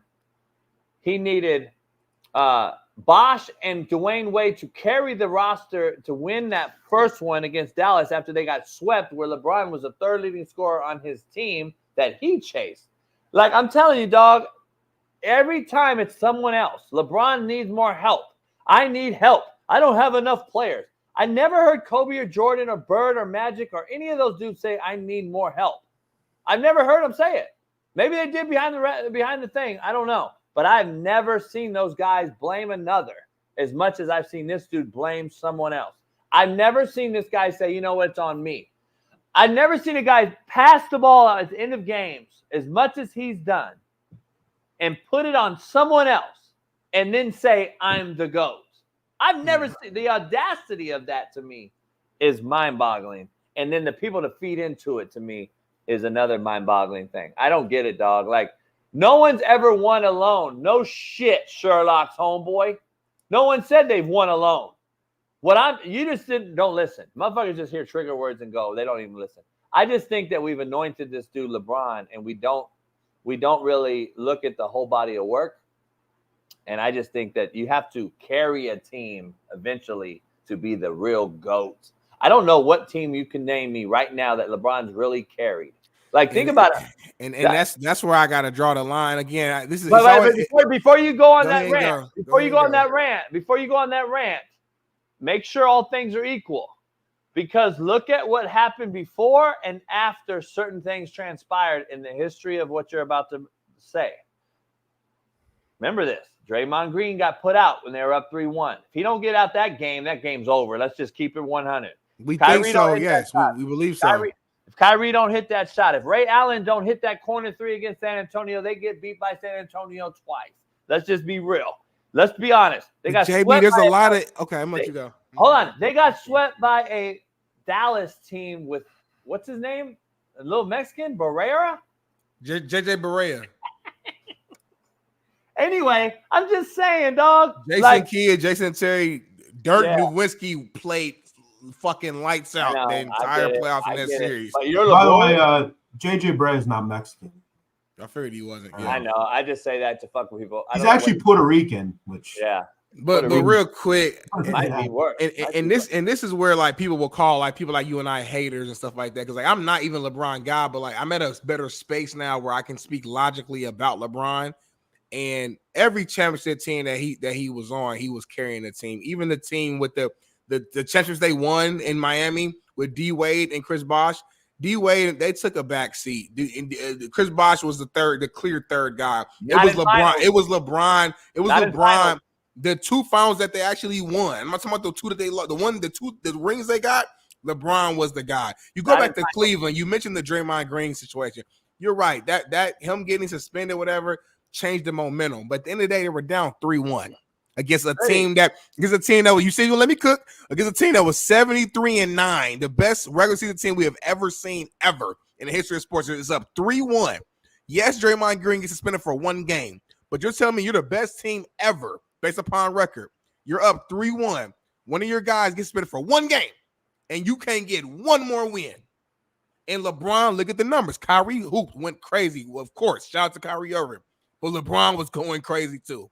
LeBron was doing the same thing too.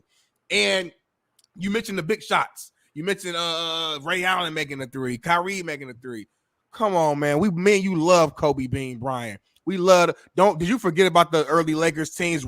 Big shot, fucking Robert Horry against the Kings. Big shot, Robert Horry, Derek Fisher. It's been so many moments where we've had big time shots that have been made. We lose against those Kings if Robert Horry doesn't make that three at the top of the key. Let's just keep it real. So, I mean, it's just every single legendary player, whether it's Jordan with Steve Kerr and Paxson, every single great team you could think of had to have some others step up in big moments and make big shots. So I can't use that to knock LeBron, because if I do, we got to do that with everybody else. We got to be consistent. Yeah, but I think you're missing the point about those guys carried those guys. Think about the guys you're mentioning, Smitty. You're mentioning Steve Kerr in the same category as Dwayne fucking Wade? No, but I'm mentioning Scottie Pippen though in that same category, and Dennis Rodman was a fucking no shit. Scottie Pippen was a fucking what was he? The best two-way player probably we've ever seen. Okay, so what you saying? My point is, look at the others. This guy didn't have no big three. He didn't chase big threes around every other year. He didn't have to chase because it came to him. No, they didn't come to. Who came to him? He had Pippen his whole career. When I say came to him, I'm saying they had a GM that built a fucking great team in Chicago. Why leave when I have a Scottie Pippen who's an all-time 75 great player, Dennis Rodman, arguably the greatest defensive player and this hustle guy of all time and rebounder of all time. You have it all it's there. Why am I leaving it? I think what he's trying to say, and this is the truth, Michael Jordan and Kobe would never go out like this. They're never going to be down 3-1. They were never down 3-1. Well, I'm going to be real with you, and I love Kobe. The Lakers, the year after we won our second championship against the Celtics, the next year when the Mavs won, and the year that the Mavs beat the Heat and beat LeBron, they swept us first round. But remember, they swept us. But hold on. Trust me, I love the Lakers. I watched maybe it. one time, maybe 1 or 2 times, but it didn't happen that much. And when Shaq left, we missed the playoffs. And then we were up 3-1 against the Phoenix Suns with Steve Nash and fucking Amari Stoudemire, and they came back and they beat us. I love Kobe, but these are facts. Shit happens. Detroit Pistons series, we lose that series with 5 Hall of Famers. We lose it in 5 games, and we lose it because Kobe and Shaq have a feud, and Kobe's just fucking pass. There's a playoff series. I can't remember, was that series or another series where Kobe wanted to prove a point. It might have been the Sun series where in the last game he's passing the ball the whole game. It's just to prove a point. You would have never heard Kobe Bryant talking about, I didn't have that. Of course not. He wouldn't behave. Kobe's my GOAT. I love so. This ain't no. I'm just trying to keep it fair and even across the board. We often diss certain players that we don't like. I do the same thing.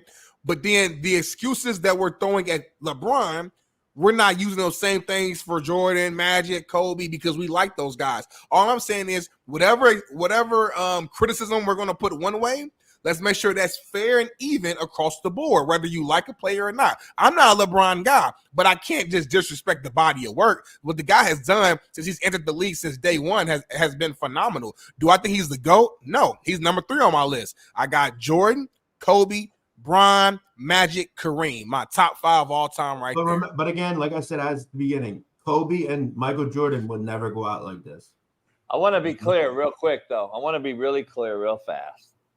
I want you to understand that Kwame Brown, Andrew Bynum, Brian Cook, Devin George, Devin Green, old Jim Jackson, your boy, Aaron fucking McKee, Medvedinko. Hey, hold on about Aaron McKee. Chris Mims, Smith Parker, LaRon Profit, Ronnie Turioff, Sasha Vucic, and Luke fucking Walton. Hold on, Sasha Vucic was a bad boy. Stop. Don't compare that. They won. Kobe won a title with that team. That was the same team that got beat. That was up 3-1 against some Suns. They lost that one. Okay. But guess what? That is their roster, homie. Hold on, we didn't win a title. Slow down. We didn't win a title with that team. We won a title when we brought in Powell fucking Gasol and Lamar Odom, and Derek Fisher came back, bro. Stop playing. Stop moving the goalposts. Hold on, no. The Lakers lost with Powell against KG and turned around and with the same roster and won. Kobe's will said, nah, we're good. I don't need to go chase another victory. We can win with this team right here. And guess what they did? They beat the same Celtics team the next year. LeBron would never. He's chasing and fight. I got to go get KD. I got to get somebody. I need help. No, you don't need help, homie. How about you lead the team and win one for your goddamn self? The same goes for KD. I'm not putting it all on LeBron.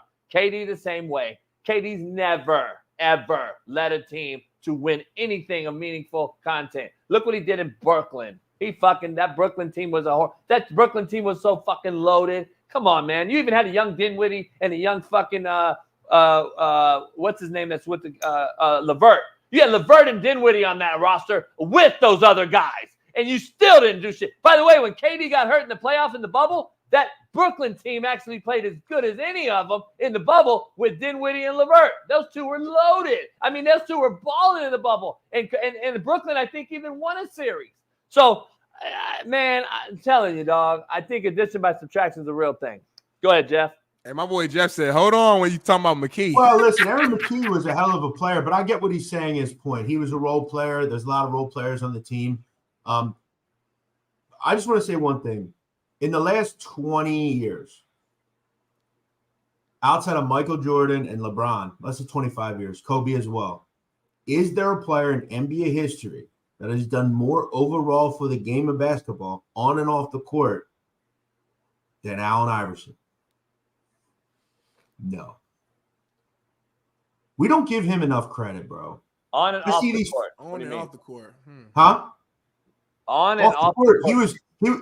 He changed the way the NBA is. He changed the status quo. He made it okay for you to wear what you wanted, have cornrows. From a cultural standpoint, yeah, I'm with you on that. That's what I'm saying. Well. Off the court is kind of broad, that's when you said, I'm like, well, that could mean like fucking that's charity. Anything not related to basketball. His cultural involvement, everything he did for the game. I just want to give AI his flowers. He's a fucking legend in this town. He needs to be a legend everywhere. By the way, I love AI. So we always bring up the year that Kobe and Shaq got beat by that great Pistons team, which I think is one of the greatest put together defensive teams in recent history. But let's be honest. You were throwing double and triple teams at Kobe in that series. If you watched it, I'm old enough to watch it, and I watched it closely, of course. Mm-hmm. You were throwing double and triple teams at Kobe for one reason and one reason only. Gary Payton, Karl Malone, and the young Andrew Bynum all got hurt and did not play in that series. You traded to get Karl Malone and Gary Payton at the end of their career to make this run with the Lakers to go win another title, and they were all hurt in that series. You also had a very, very young Trevor Ariza on that roster who also got hurt. I think.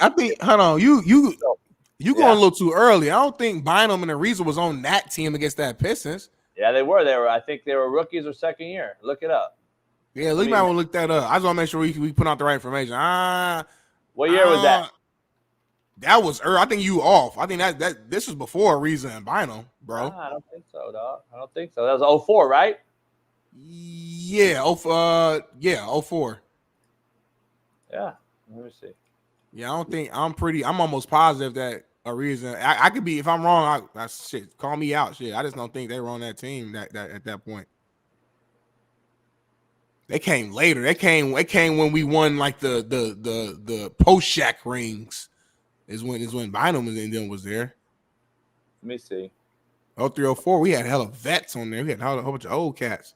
Yeah, you had the same fucking team. You had Horace Grant, you had Devin George, you had Karl Malone, you had fucking Pargo and Peyton, Kareem Rush, Kansas City's finest. You had Byron Russell, who was old at the time. You had Walton, of course. Fucking Walton, of course. Yeah, Brian Cook. Yep, he's all the old cats. Maybe instead of Bynum, I was thinking Brian Cook. Maybe he was the one that got hurt. The other center, Shaq, Imi Udoka, by the way. Yeah, was on that roster. Let me look. Yeah, I would say I know a reason though. That's my era, bro. That's when I was watching Lakers every. A reason them came later. But real quick, one thing we know is when they lose tonight, the LA Lakers, we won't see LeBron James again in purple and gold, and he will go to the next team that he can go to win one. He'll go to the Warriors. Wow. You think so? Yeah. You know what's funny? Like I'm trying to think like what's the move that the Lakers can make that like, let's say they keep AD and LeBron, right? Like what's the move that will take this team to the championship squad? I don't know a move out there. I've been hearing rumors that Trae Young will probably might come to LA. He's good, but I don't think he's like the answer. He's not gonna like change us to take us to the promised land. So I just don't know what that move is. Bynum and them came the next year. Yeah, post Shaq and then when the team blew up. Yeah. Bynum came the next year as a rookie. Yeah, and then Ariza came later after that. So. Brian Cook was the one I thought that got hurt in that series because he was a big man that was shooting threes that helped them get to the finals that year. He got hurt, and they I'll had just say though, Vujicic was a good player. Yeah, Sasha Vujicic was a good player. Radmanovic, like them motherfuckers with that ICH at the end of their name, they could shoot. By the way, he was nothing different than what Steve Kerr was with Jordan, though. Yeah, he benefited off Kobe and Shaq. Jordan didn't have a Shaq. Jordan had fucking Luke Longley. Right. But let's just be honest. He benefited being that guy that gets to hit those open threes. Yep. So has everyone else, including Derek Fisher and Robert Horry. Yep. That's why you have those guys. That's why you sign those guys. JJ Redick and Ray Allen made a living off Mike Miller. I mean, all those type of guys. Yeah. But look at the teams they're on. I mean, LeBron tried to get JJ Redick when he first got the Lakers. He knew he needed that spacing. One more comment on the NBA. Can we give some love? I don't know if you guys gave this guy love. Can we give some love to the guy that ate that fucking hard fucking right to the face from Jokic's brother? Did you see that? Oh. Bro, that guy just ate that punch. He was, and them dudes are huge. Them Serbian motherfuckers, they're huge. I'm surprised now in the bitch-made society we live in. I'm surprised that they ain't suing the shit out of Jokic. Oh, of course. Do you have that video? That guy literally ate that punch. Why wouldn't they sue him now? Like, I'm trying to figure that out. He had to have been drunk, right? That guy? Sure. I don't know. It was in Denver. But those brothers, they can just do whatever the fuck they want, huh? They just run around. I had this argument with Matt and Smitty. I want to see it in LA. I want to see it. Like, y'all want to talk that shit? I want to see it. They won't be sitting in the crowd there, I don't think. Here's the thing about it, though. Yeah, these motherfuckers are soft in LA, but guess what?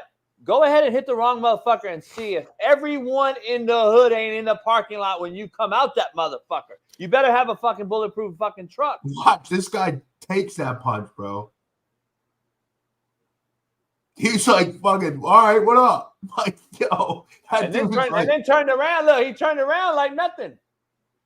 No, but see, why can they just behave? Like, they just go around punching people. They're like the fucking mob, bro. Like, these guys just. Well, they say I don't know, you know more than anybody. They say they got some ties back home. Listen, I'm going to just say it Everybody right got a tie. Everybody got a tie. Say it. I fucking hate Serbians. Fuck them. Hey, man, amazing show today, man. We gave you guys 15 I'm Albanian, more minutes. baby. Fly the fucking roof, baby. Albanian. Are they like, do they have beef, those two? Yes. Fuck them. We gave y'all 16 extra minutes of the show, man, on this beautiful Monday, man. We had our guy Jeff Nadu join us, man. Make sure you follow us on Winnable right now. Drop the link. We're going to be putting in our picks for tonight's NBA playoffs.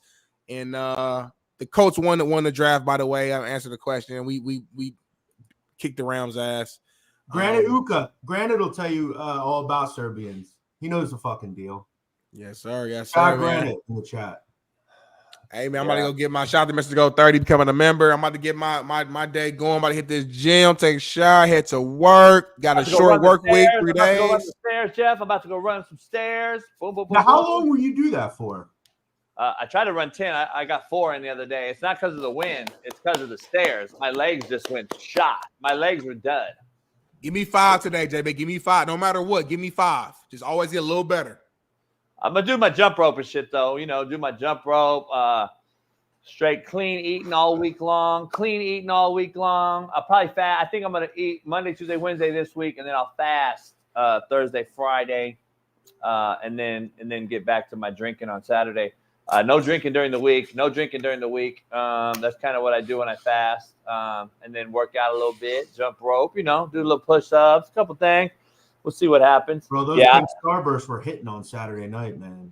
I saw you know anything about the pink starburst? I saw your tweet. Smitty will have one as soon as you tell him. He's going to have one. I'm not kidding, bro. Next time you go out, you and your wife, get yourselves a couple of pink starbursts. You're going to love them. Ooh, okay. That's my in with a chick. We'll be talking, and she'll be like, so we've been talking. You gonna get me a drink? I was like, yeah, I got a drink for you. You're gonna love.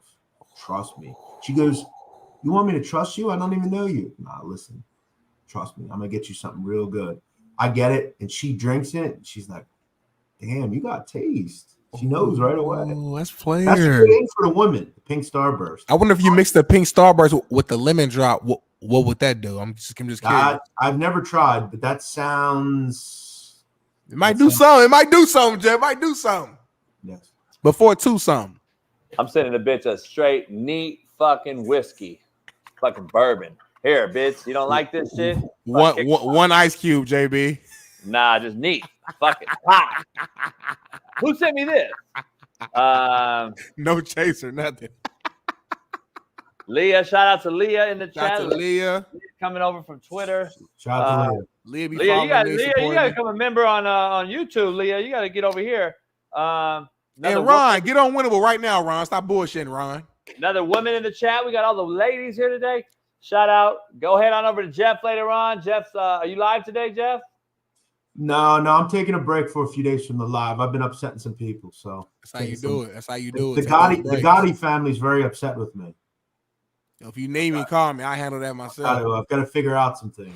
I handle that myself. Give me a call, man. Hey, man. Hey, I got a short week personally, but we're going to be here all week long. I'm going to be in Florida, y'all, Thursday, Friday, turning up on a ship, on a boat, on a yacht, whatever you want to call it. Hey, Jeff, you want to be my co-host Thursday and Friday? Smitty's out of town. Yeah, absolutely. Absolutely. Don't do too good, though, Jeff. No, I wouldn't. I would never. Are you up? Are you up at what time is it? It was 6 here, so 9? Yeah, 9's fine. Absolutely. Jeff looked like 9 is like, fuck. That's early. No, I was thinking I thought it was like, oh shit, I got to get up at 6. No, 6 here. 6 Yeah, here. I'll be up at 5 o'clock in the morning every day. Yeah, arguing with this motherfucker. That's a lot to take in. Getting kicked out of my apartment here in next. It's on my. I got 2-week notice. They kicked me out. No, Jeff. They are. Well, no, not yet. But hey, Oh, Jeff, Thursday, Friday's lineup right now. As of right now, Jeff, our Thursday, Friday lineup. We got Steve Kim, Shaun King's Thursday. Tank will be Friday. So we'll try to get better guests than Smitty and I get. Since he wants to leave, we'll make sure we'll probably get like Urlacher. We'll probably get maybe Pat McAfee. We'll probably get some guys on since Smitty's going to go to Florida and fuck around and bullshit. By the way, speaking of guests, real quick before we go, whatever happened to the what's his name? The little Gronk or whatever? Whatever happened to him? He got fucking locked up a couple weeks ago at 7-on-7. I feel bad. Who got locked up? No, I'm sorry. Yeah. Like on the field. I'm sorry. Whatever I didn't mean, happened to that up. kid? Yeah. I don't know, man. He looks horrific though. He was like a big thing for like a couple of weeks. Yeah, remember we interviewed him? The kid? His dad was blowing us up, and then fucking, I had to. Bro, his dad hit me up for like a week or two, like a lot, bro. What's up, Bubba? What's up, Bubba? Also, we got to start talking about me when I come out there. Smitty, you live pretty far from Jason, don't you? Yeah, but if you coming out there, as long as I know ahead of time, then that's cool. Only thing I ask, don't come between May 16th and 21st, and then try to avoid July 3rd, July 2nd or 5th. It'll be in May. It'll be in May? How long does it take to get to the airport to JB's house? A while, right? Well, you probably want to go to another. He probably will land in Santa Ana, JB, probably, or some shit. No, he's driving. Oh, he's driving. On the way out, I'm driving, yeah. But hey, Jeff, if you're going to be out my way for most of the ride trip, you'll fly. I'll get you. You fly out of Ontario, closer to my house. We got 3 international airports here, right in the city. So I continue to say to myself, I'm actually going to drive. But as it gets closer and closer, I just think to myself, I think I'm just going to fly. I don't know why. I don't drive from where? From here. I just always want to do it. You should, man. It's gonna go by so fast, dog. You're gonna like it. I'm telling you. You better have a few AEs with you in the car and hey, by the time I was Jeff's age, I already drove from fucking coast to coast 7 times. JB likes driving. I personally don't like being in the car that long. I get paid. I'd rather hop in a private plane, bro. Yeah, I'll call you got Pat. That money. Come on. I'll call Pat and see what it is. Max Hess is driving across the country right now, 1,800 miles. Hey, he's moving from Idaho to Houston. He's texting right now while he's driving 180 miles per hour. I love it, Max. Keep going. Hey, shout out to Jeff for coming on. Jeff, I'll see you later this week, and we'll see you tonight. I'm taking the Lakers tonight. Jeff, go. Denver, I know. Oh, Denver, yeah. Smitty? Lake Show. These are all. Hey Jeff, does Dame Lillard, hell yeah, hell no, return to the Bucks next year? Hell no. Do you know where he's going? Because I do. Where do you know he's going? He's joining Steph in Golden State. Mark my words. Mark my words. Mark my words. Golden State. That's the only way Golden State can kind of come back and be relevant again. Dame Dollar and Steph Curry will be the new Splash Brothers. From Oakland. Yep. But I don't see it. I don't see it. I think LeBron coming home. I think LeBron and his son is more likely to end up in Golden State than Dame Lillard. Kerry Champion just said, I just got a text from my friend. He says tonight is LeBron's last game in purple and gold. There you go. Who the hell is Kerry Champion? Kerry Champion used to be on ESPN. She got some of the baddest legs in the business. Oh, man. She's from Pasadena, played at UCLA, All-American tennis player. I know Kerry kind of well. Marcellus Wiley knows her real well. She kind of fell off in my book. She unfollowed me because we had a little exchange. But JB, real quick, if you know a lot, Kerry's a beautiful, beautiful sister, huh? She is. A lot of people want to follow you. Do you ever look in the mirror and be like, maybe it is me sometimes? No. Or do you think it's always the other person? I always think it's the other person. No matter what. Okay, I'm just curious. No, it could be me, but that's. I'm saying a lot of women unfollow you, a lot of sisters. Hey, by the way, it's by design. If you can't follow me, I don't want you. Also, how tall is Barron Trump? The guy's like 7 foot tall. Barron Trump. You ever see that kid? No, I don't know who that is. I got sunburned. Look at how bad I got Trump's kid. Trump's son.